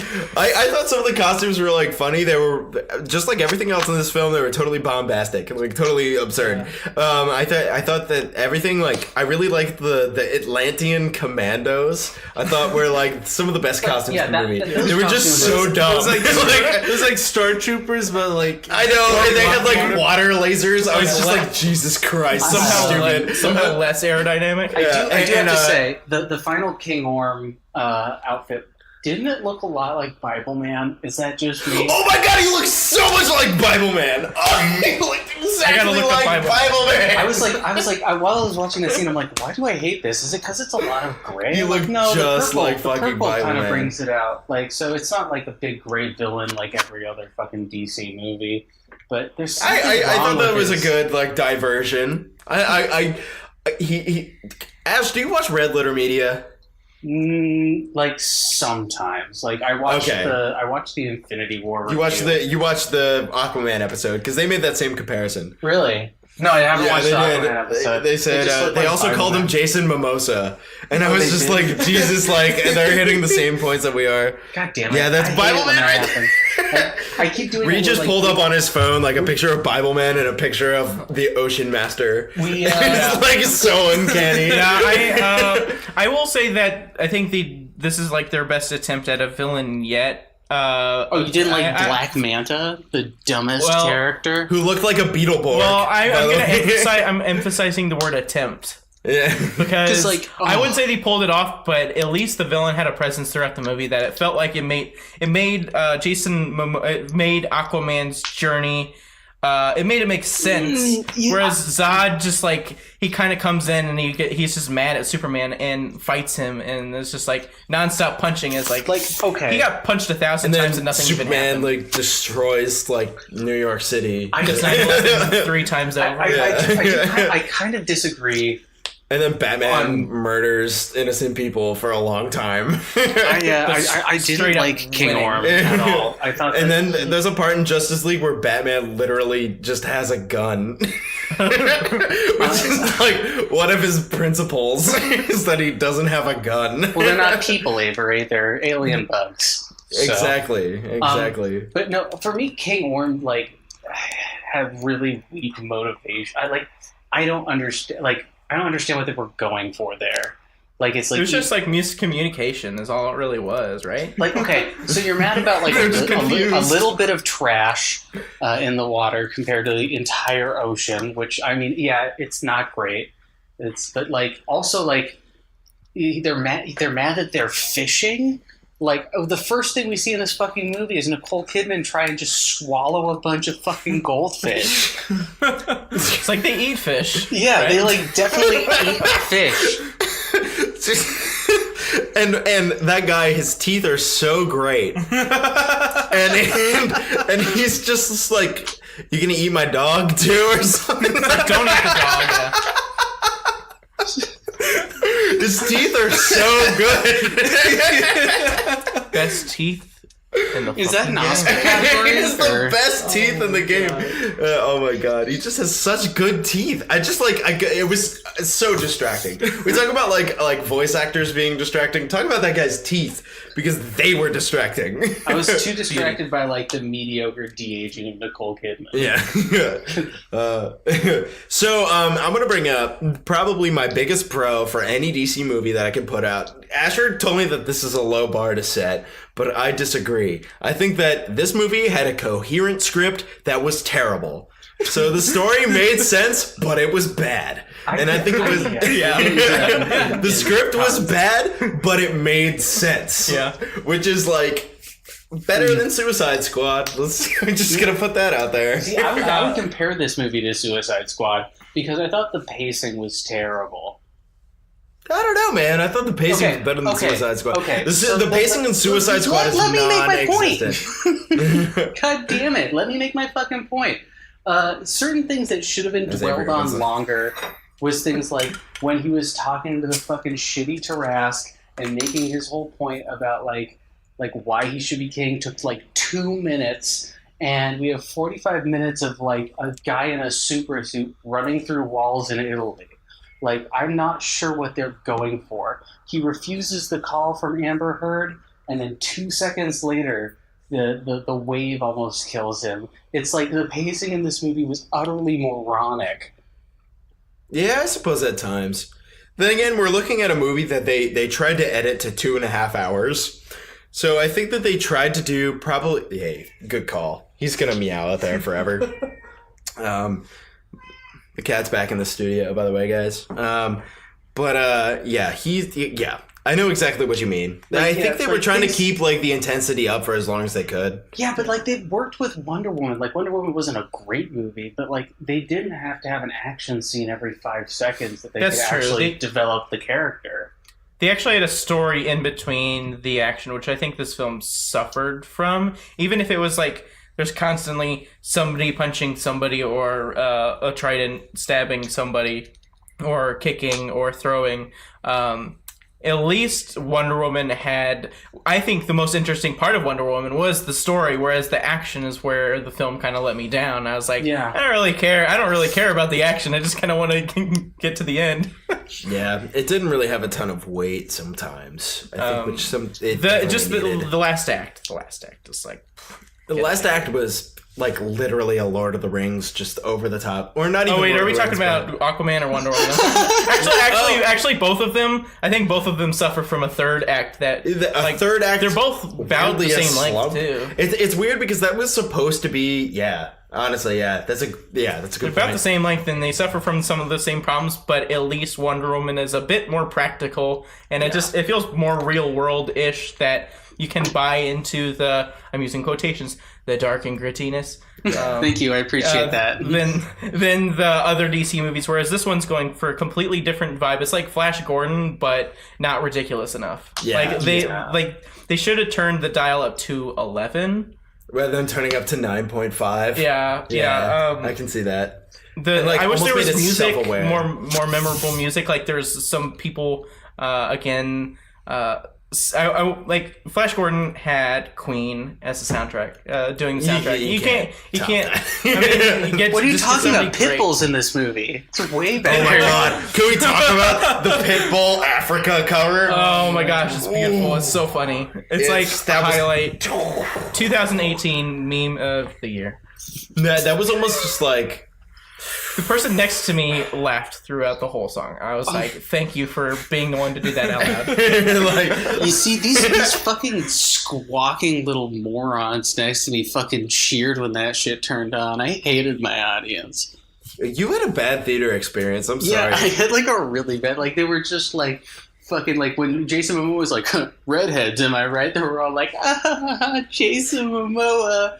So the thing is like I saw this at Alamo Drafthouse where they like you get arrested if you talk during the movie. They like threaten your life at the beginning of the film. They're just like, do not talk. Yeah, they have like a noose just prepared right above your head. If you talk, they just drop it lower, tighten, and pull you back up. And like they literally have like Jeff Goldblum and like these like teaser clips at the beginning. That's just like, don't talk or we'll melt you. And like the melt stick from Ragnarok. Like threatens your life. It's crazy. There was one I was one of the lucky few to see the Jurassic World movie that came out this summer in theaters. Lucky.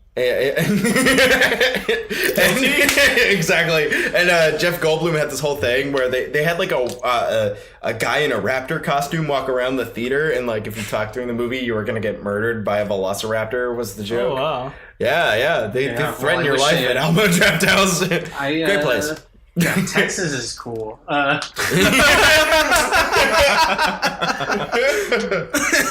right, guys, I gotta stop shitting on this movie so we can talk about pros. So I'm gonna shift into a character. Okay, all right, let's hear this character. All right, so number one reason why this movie is super tight. Jason Momoa's fucking cut in it. Can we talk about this? There's a reason why on the IMDb the number one tag is bare-chested male. Wait, is that true? It's 100% true, dude. And so, like, number two, he's, like, both dumb and smart, which is something I appreciate as someone who thinks he's smart but is quite dumb. Number three, him and Amber Heard seem like they really, really have zero attraction towards one another, and they're both super good looking, which I find impressive, like on a human will level. It's like almost impossible to have that little on-screen chemistry with your romantic leads. Number three, I love how his costume looks very CGI, but also seems to be real because he's unable to move in it. I appreciate them using the really not practical comic book costume. All right. So how'd I do? I thought it was good. I mean, I liked it just as much as the movie. More. I don't know. This movie, I don't know. It wasn't too terrible. Well, at least it was like over and done with within 2 minutes. At least it was over and done with within 2.5 hours. No, I mean your performance was all right, dude. You're just mad because you've never fucking been able to look that cut and like also be able to grow a beard. Like that everyone's gonna try and look like Jason Momoa and get shitty fucking tribal tattoos. I'm giving you the benefit of the doubt because that's why yours is a slight improvement. You know, I'd rather listen to that again than have to sit through two. All right, yeah, man. I'm never gonna see Aquaman. You're about to get an extension on the length of this bit, my guy. All right, guys. This podcast has officially breached the 90-minute mark. Oh wow. Yeah, we've been talking for a long time about a lot of movies. Can we talk cons now? We've done nothing but talk cons. Yeah. This movie's garbage, and Avery's kind of drunk, so we're going to speed things up. Okay, I'll talk about. I just want to bring up my major positive about this movie is that at least Jason Momoa seems like he's having a good time. He doesn't want to die. Whereas Gal Gadot Ben Affleck, Henry Cavill, they look like they want to die. They're like, their lives. would rather I could be in a better movie in a heartbeat. I heard half of those people quit. You don't remember the interview from Henry Cavill when he claimed that CGIing his mustache off actually was painful? You guys don't remember that? Because I definitely remember that. No, but I remember when he was in Mission Impossible Fallout, and that movie was great. Yeah, that movie is great. It was fantastic. And then he's not apparently Superman anymore, I guess. Yeah, Which he's is like, good he for him. quit, but so I think Congratulations. Ben Affleck is going to quit too. I think he already did. already, right? Yeah. That sucks. So your 2 leads are just done. It's like you've Yikes. spent so much money and lost so much money trying to build up these No, I characters that have think already I quit. actually heard that Henry Cavill is still staying on. Oh, so he changed his mind. Or Maybe something? they can CG his whole body this time. Oh my god! Can I'd you love to imagine? see how They're just bad gonna that put looks. a CG. Oh my god! I've heard that like people are like talking to like I think it's SAG. I think they're talking to the Screen Actors Guild, and they're like, we're writing up contracts so companies cannot posthumously CGI us into films. Because Grand Moff Tarkin in Rogue One was completely CGI. Oh yeah, that was That kinda gross. actor is dead now, and I'm pretty For a sure long his time, too. lawyers from his estate was like, "Don't do that dude. ever Yeah. again." Yeah, That's so. fucked. I think that's gonna be a thing, which I think is really good, and I'm pretty sure it was I'm totally Carrie Fisher. Yeah, I think it was like her lawyers who were like, "Don't ever do that again." like Makes sense. Don't ever do that. I'm pretty sure that's what happened, and nobody really talked about it, but I think that's going to be a thing going forward. Which, thank God, by the way, because can you imagine the all-animated reboot of Star Wars that would definitely happen in 2045? Yikes. I think movies are going to exist that long. Yeah, I think we're don't gonna die. I think everything's just going to be on Netflix by then. I think we're all going to be dead by then. Yeah, 100%. I agree. All right, time to end the episode on such a negative note. Yeah, all right. That was for the story. But no, yeah. At least he looked like he was having a good time. I think he has a bit of personality. Even if he is the same in a lot of things, at least he's cut,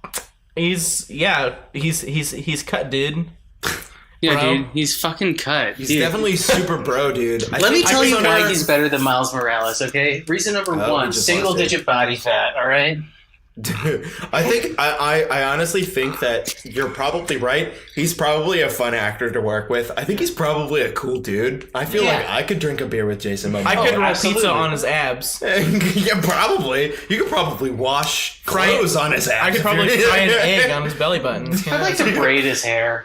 Not like a big, not like in a weird way. That being said, I think he's probably a nice guy. I think he probably was under a lot of studio scrutiny with this film, and I think that he was written into a role that didn't allow him to express himself so much, with the exception of that submarine scene.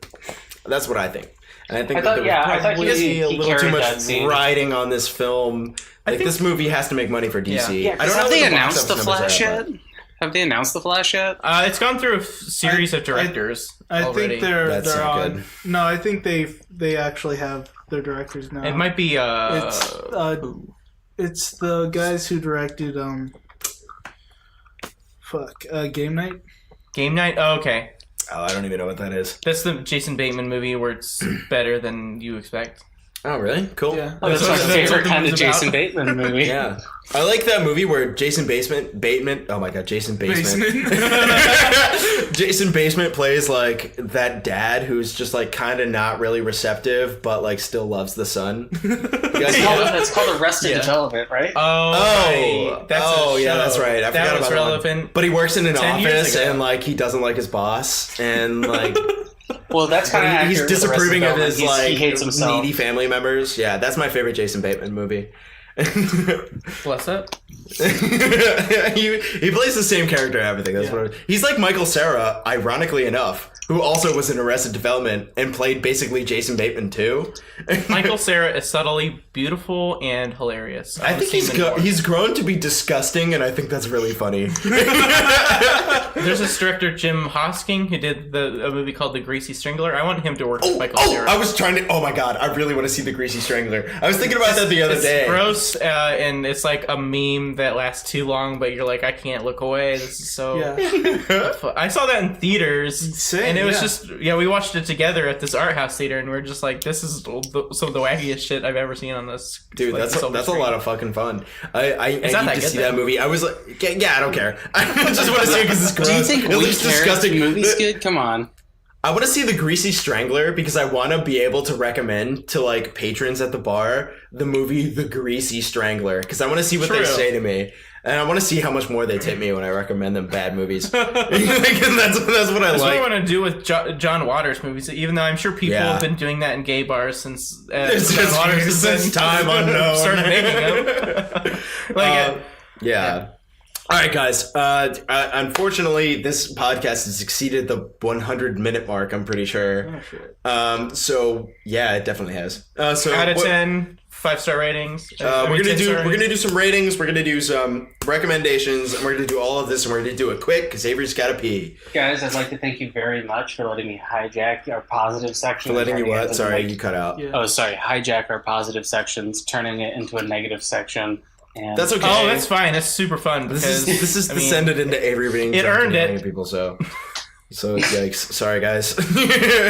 Thanks for being guests on this 100-minute podcast. Oh, it's super fun. It's only 2:22 a.m. Actually, my computer is fast, so it's actually only like 2:16. 2:14. Yeah, I good guess, right? Yeah. Anyway. We have some recommendations, some ratings, and we have 5 words that we're going to get from all of our cast members here in this podcast for the story. We're going to start with our 2 guests over here, Adryon and Reid. You guys can combine your ratings, or you can choose to do them individually. It's up to you. Individually, we don't feel the same about this movie. Okay, that's great. But, good to hear. Adryon, you can go first since I think we're going to be on a downward slope. We're sort of in the high point. Well, yeah, I mean, as you probably noticed, I didn't talk as much because, hate to be the Debbie Downer, but I kind of like this movie. Hell yeah. But, no, you're not. but Good, I'm glad, because I kind of did too. But, I mean, I understand 100% why you guys didn't like it as much, or why anybody wouldn't like it as much, but as a person who's seen so many bad movies, this is not the worst thing out there. This is I think it's a fine blockbuster. People can go and like it if they want. And eat popcorn. Yeah, I mean, it's a popcorn film. It's entertaining enough. Yeah, it's supposed to It's be. not that fucking bad. Yeah. It's not that fucking bad. Which is like the best thing you can say about it. It's like, it's not that bad. And I don't really care. That's great. You can just say that. I just think it's. I think the best way to say it is that it's unpretentious because it knows exactly how silly it is, and it tries to like go with it and go with the flow. Kind of be like, yeah, we know. Like, there's so many shots of like just close-ups of Jason Momoa just looking into the screen and saying like one-liners, and they totally know that it's the silliest, dumbest shit, but people are gonna eat it up, and people did eat it up. And an octopus playing drums. Oh yeah, like there's moment. There's so many just insane, crazy Sharks shit with going lasers. on, and I'm fine with it. I'm so into it. It's better than like Aquaman movie where they take everything so seriously, and it's like I would have loved that. He's a guy who talks to That would have fish. been Batman versus Superman. Yeah, but Yeah, if If it was a Zack Snyder that was Aquaman what? movie, can you imagine a Zack Snyder Aquaman movie? It would have been depressing. You would have left the theater and like died. You just like wouldn't have made it You would to have your been car. swept away. Yeah, Avery, it's by the all I've been tides. asking for. I've only been asking for a Zack Snyder cut. Release the Zack Snyder cut. Hashtag it. But I'm glad that they kind of went into a new direction. They weren't trying to they like we said earlier, they seem to try to want to course correct where they've kind of went off the deep end. And so I think like with this and like Shazam, they went deeper. Because they went under the water. Did the trench? They're trying to get they're trying to find a new like balance between the dark and the light, which is, you know, superheroes, you know? Like good for Marvel them. got it right the first time. They're like, okay, good, stick to this. And then DC is like, they didn't get it right the first time. They're like, well, what do we do? Yeah, Well, yeah, we could roll the dice on an They're like Aquaman. juggling I chainsaws. think they and all their did limbs are come up gone. with the formula at one point, though. They need one of their characters to like have a drug overdose, and then that movie will be great. Is that too dark? I'm sorry. That's the Zack Snyder cut. That's too gritty, man. Like, Yeah, I'm sorry. I released the Zack Snyder version of that. of your review. Yeah. But in the end, I think this film just reminded me a lot of like a Steven Sommers film, which is just, if you know him, he did like The Mummy, Van Helsing, The Mummy Returns. I actually like Van Helsing a lot. Oh yeah, same. Yeah, I he's think your it's defender. like That yeah. movie's so dumb. I think it's just- great. It's so much fun. named And- 3 bad movies. but they're not great movies, but they're good because they're dumb, and I think that's what these kind of blockbusters are going for and what they're known. And I think they do have a dumb place. and big. They do have a place in our cinematic In film climate. like history, because there's like some people just they don't give a fuck about movies. They just want to could see gi- shit They could give explode.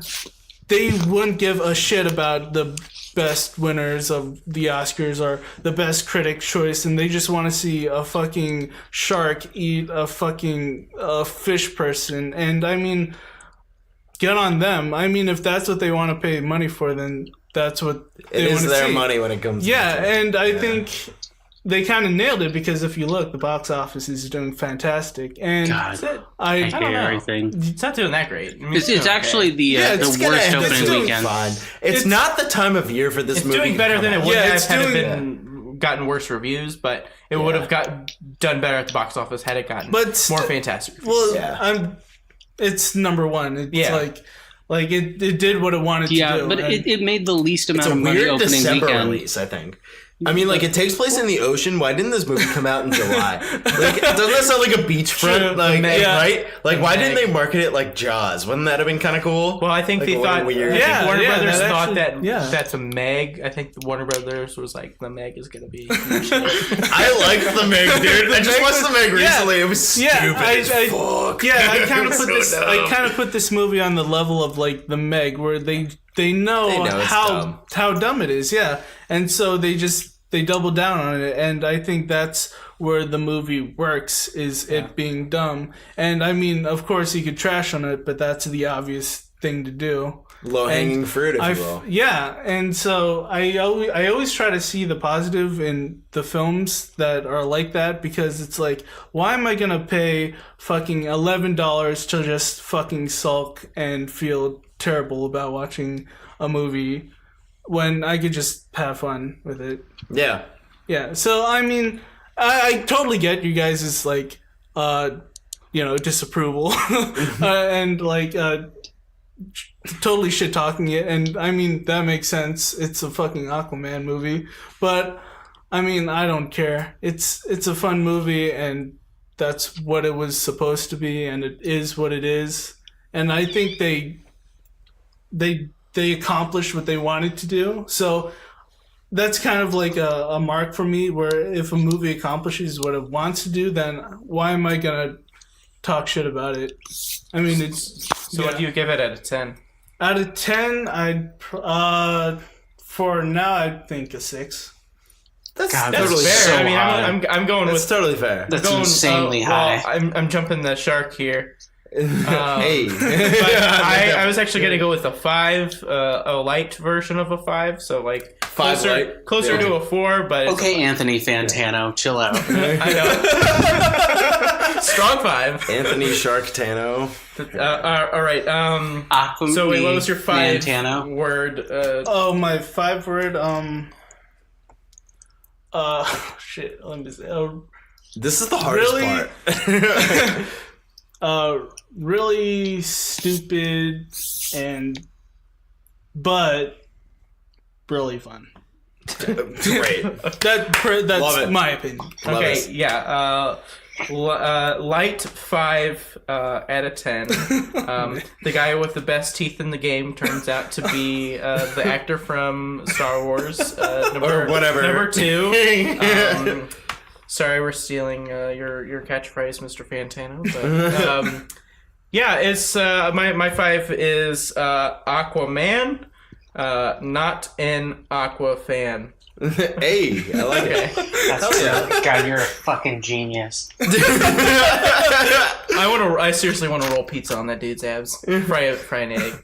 Yeah, you know, I was thinking about it, and like at first it was so much fun to watch this movie. I saw it with my girlfriend, and she just hated it like the whole way through. But she was just like, because she's a rational human. And like I was thinking, I was just like, whatever. Like, this movie is an egg, and she totally beat that egg. Yeah, exactly. She was just not into it, and I don't even blame her. And then like I was thinking about it, and it's just like I can have fun with a little bit of this, and I chose to have fun with a little bit of it. I like thought about how the script was bad. There was cheesy one-liners. Jason Momoa looked at the camera, and I was just like, you know what? 5 out of 10. I was just like, I'm gonna give this a 5. It's not terrible, but it's not good. And the thing is that, like, Adryon, you make such a good point. It achieved what it wanted to achieve. It's a drunk movie. Totally. It's a movie to get drunk and watch. Yeah, totally. It's just like, and you'll have enough time to projector. get drunk because it's 2.5 hours long. I just wish this came out in the 80s so we could get, like, a shitty pan and scan DVD. Yeah. Oh, my God, right? So that's just, like, how it ends up going. My 5 words are, I want a fish tank. We're gonna buy a baby fish tank right because it just made me think about how beautiful tropical fish are the entire time. Get some rumblefish. Yeah. All right, it's your turn. Lay it on let's us. hear it. All right. I think that, while I understand the merits of your points about it being a fun time and a good film, I just, in a modern age where pretty much the biggest thing to come out is comic book movies, which are getting more and more, especially on the Marvel side, in depth into characterization. To have a movie where your lead, you don't know what makes him special. I don't know why Aquaman needed to be the guy to get the trident. I don't know what his character flaws really were and how he improved them, why he deserved to become king. I don't know why the movie ended with a freeze frame of him. That was one of the posters with him saying, I'm Aquaman in a voiceover. I don't have the answers to any of these questions. So while I understand why you guys had fun with the movie, for me, just with its 2 hour and 907 minute runtime, I was just being drugged through, because CGI Nutsfest has lost its fervor for me. It lost it about 7 Transformers movies ago, and I don't think it's fun anymore. I just got slogged by just visual effects of copy-pasted seahorses in armor. It was monotonous and boring, and the pacing was weird, and the dialogue was that of 7 6-year-olds trying to write an Aquaman movie. This movie gets a 1.5 from me. Oh my God, you hated it so much. I'm so surprised. It was I'm really, so surprised. really. This movie was a fly, and you just swatted the shit out of it. And my 5 words are going to be DC is for power fetishists. Oh my God. I love it. Can I just say, why did Black Manta put the knife arms on again? He already knew they didn't break his skin. I'm just literally, I've been he had the Atlantean dagger. Yeah, you don't remember when he said, "This dagger's Atlantean. It can stab you now." Yeah. Doesn't he stab him though? Yeah, he does. He does. I'm talking about the retractable arm swords, which he used against him in the submarine. So you know it was the same character. It was a plot device. And then he used them that's so dumb. It worked until. I at one point had a punch up for this movie. Which was better, but I forgot it. It's okay. It's because I just have just grown. My hatred's grown. I'm going to the dark side. I'm going to go hang out with Django Fett, guys. All right, so Ash, here's the thing. We're going to talk about what we have going on for next month. We have a whole month of films to discuss for you guys. We have a whole bunch of stuff coming up. Not in this episode. I just want to clarify. That's not all. It's not going to be a month long. Thank goodness. Thank you for seriously. This sounds terrifying. It's already 2 hour plus long podcast. But yeah. So Ash, why don't you start us off? What are we watching? I feel like you got to pick up front. So we're doing picks. Okay, and yeah. we're starting off. So. Oh, sorry. What'd you say? Oh, I said you have some picks. I have some picks, and we also have a scheduled film for a new release coming up. So why don't you start? Yeah. So I wanted to pick a movie that was cool. People have heard of it. Kind of divisive. Some people really love it, and some people really hate it. And I wasn't sure if you'd seen it or not. So of course I chose American Psycho. Actually, American Psycho No. 2. American Psycho way, 2. you're All kidding me. American Girl. the one with Mila Kunis. Does it Yeah. actually have her, or does it just look like? It is Yeah. actually Mila Kunis. Yeah. Oh, man. And William Shatner. Oh, wow. I told Oh you. my God. That was my hint from earlier. God damn it. Do you have to see the first one now? Have you not seen No, I've first seen one? the first one, Oh, okay. but Have you seen the second one? I have seen the second one. I've seen I've seen most of the second one because it was on IFC at 3 a.m. Oh, yeah. one time, and yeah. I knew that fucking you guys would fucking bite on American Psycho 1, you idiots. I knew You you'd all. fools. Great. Okay, you ready for my pick? Oh yeah, give us week 2, baby. All right. So Ash and I, we've talked about the series. We've talked. We love superheroes. That's the thing. That's our thing. It really is. You guys can verify. Oh my god, it's gonna be Boss No, Baby. it's isn't it? worse than you thought. Ash and I are going to review for the second week in January the Ben Affleck Daredevil film. Oh, hell yes. Jeez. Oh, God yes. damn it. I haven't seen that movie in Yes. so long. I hated it as a kid. Oh, man. All I'm gonna say, guys, is bullseye. Bullseye. Dude, that movie is freaking weird and funny. And I insane. cannot wait. What a good tie to the DC universe. Ben Affleck, he started out Daredevil. Jennifer Garner or Carmen Electra, one of the two. I can't Dude, remember. when they're I think Jennifer fighting- Garmin or When they're fighting Jennifer. in Do the you know what park, Jennifer Garner. Garmin? Garner. Oh, man. Yeah, you know what I'm trying to say. Ben Affleck's wife at one point. Oh, they were married. Oh, Yeah. yikes. Oh, and also in Peppermint, the movie I watched this yeah. week that was weird. Great. So we have the middle of the month for us. I think is going to be M. Night Shyamalan kind of extravaganza, right? So for us, we're watching I forget what the name of the trilogy is, but we're gonna watch Unbreakable and Split, and we're gonna do that in another double feature type episode. We'll try and get it under control, guys. It's gonna be less than Sorry. 2 hours, hopefully. Maybe we'll take some notes. Yeah, or something. Or Avery won't get drunk for that one. Or maybe it's still fun. Or maybe I'll just like them, and then it'll just really get rid of a lot of our they're both issues. pretty alright movies. Yeah. Yeah, pretty good. And then I think the week after we're gonna watch Glass, which is basically the only big movie coming out this January month. release, yeah. So we're gonna review that for the following week, which I think is the 4th week in January for us, the 4th Wednesday at least. And then we have one more pick, which is going to either me or Ash. I forget who we decided.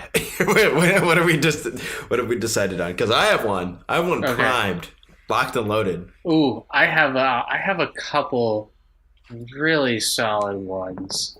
Okay. Who had more picks this month? I don't know. Who had Yeah. more picks? We both This got month? one. All right, I'm just gonna do it. I'm gonna take over. All right, you ready for this shit? Okay. 5th week in the month. It's Boss Baby. It's not Boss Baby. We're gonna watch Jurassic Park Oh, to good. little fanfare. You guys are like, yeah, I love Jurassic Park. yeah, it's so excellent. Yeah. I don't know. Maybe we should instead just do The Godfather if we're just doing movies everyone's seen. I mean, No, I'm sorry. That was really mean. I'm sorry. Avery. No, I mean, I'll review that too. Have you even seen The Godfather? I actually haven't seen The Godfather. Well, actually, no, not everybody has seen that. Yeah, good point. Out of the 4 But it's people on also this just like- podcast, nice try, Ash. I guess somebody will have to be all a I'm character that saying hates is, like- Jurassic Park, right? Yeah, we definitely need one of those. Which one of you guys? No, I I love Jurassic Park, but I can make fun of it. Sure. I could probably make fun of it Because too. it spawned a whole lot of shit. It spawned a whole lot of shit. I mean- yeah. I'm just trying to remember. Do you see Jeff Goldblum's nipples in Oh, this? yeah. Absolutely. Not Okay, I enough can make fun times, of it. I though. can definitely make fun of it. What, does he have weird I can make fun of it. nipples? Like, is that a All con? nipples are Like, weird nipples, are Avery. we reaching this far? Yeah, I'm reaching that far right into his nipples and giving him a little twist. Well, excellent. Anyway, that's my pick. We can't go back. I mean, it's official now. It's on the air. So, okay. Well, thanks, guys, for listening to Before the Story. Thanks for you having guys. us on. Yeah, absolutely. Yeah, thanks super for fun. hanging out with me while I get progressively more drunk. Hey, that's okay. This is the latest I've stayed up in a long, long time. Or- Oh, right. As Yeah, we it's all like call far it, away. holy But it's shit, cool. it's 3 in the morning. I'm sorry, guys. We all call it just hanging out with Avery usually. As he gets slowly Hey, well, more we're hanging out with intoxicated. you too. Yeah, exactly. In another Inanimate state. object. Man from my computer. Avery's actually a genius and invented the worst AI ever. It's really good for him. It's me. I'm the worst AI. Well, anyway, thank you so much, guys. Thank you for listening. We'll catch you next week and all of next month with all of our picks, which Ash is going to have to remind me of. Anyway, thank you so much, guys. And you guys have a good night. I'm going to have to edit all of this together. Jesus Christ. Goodbye. Bye. Love you.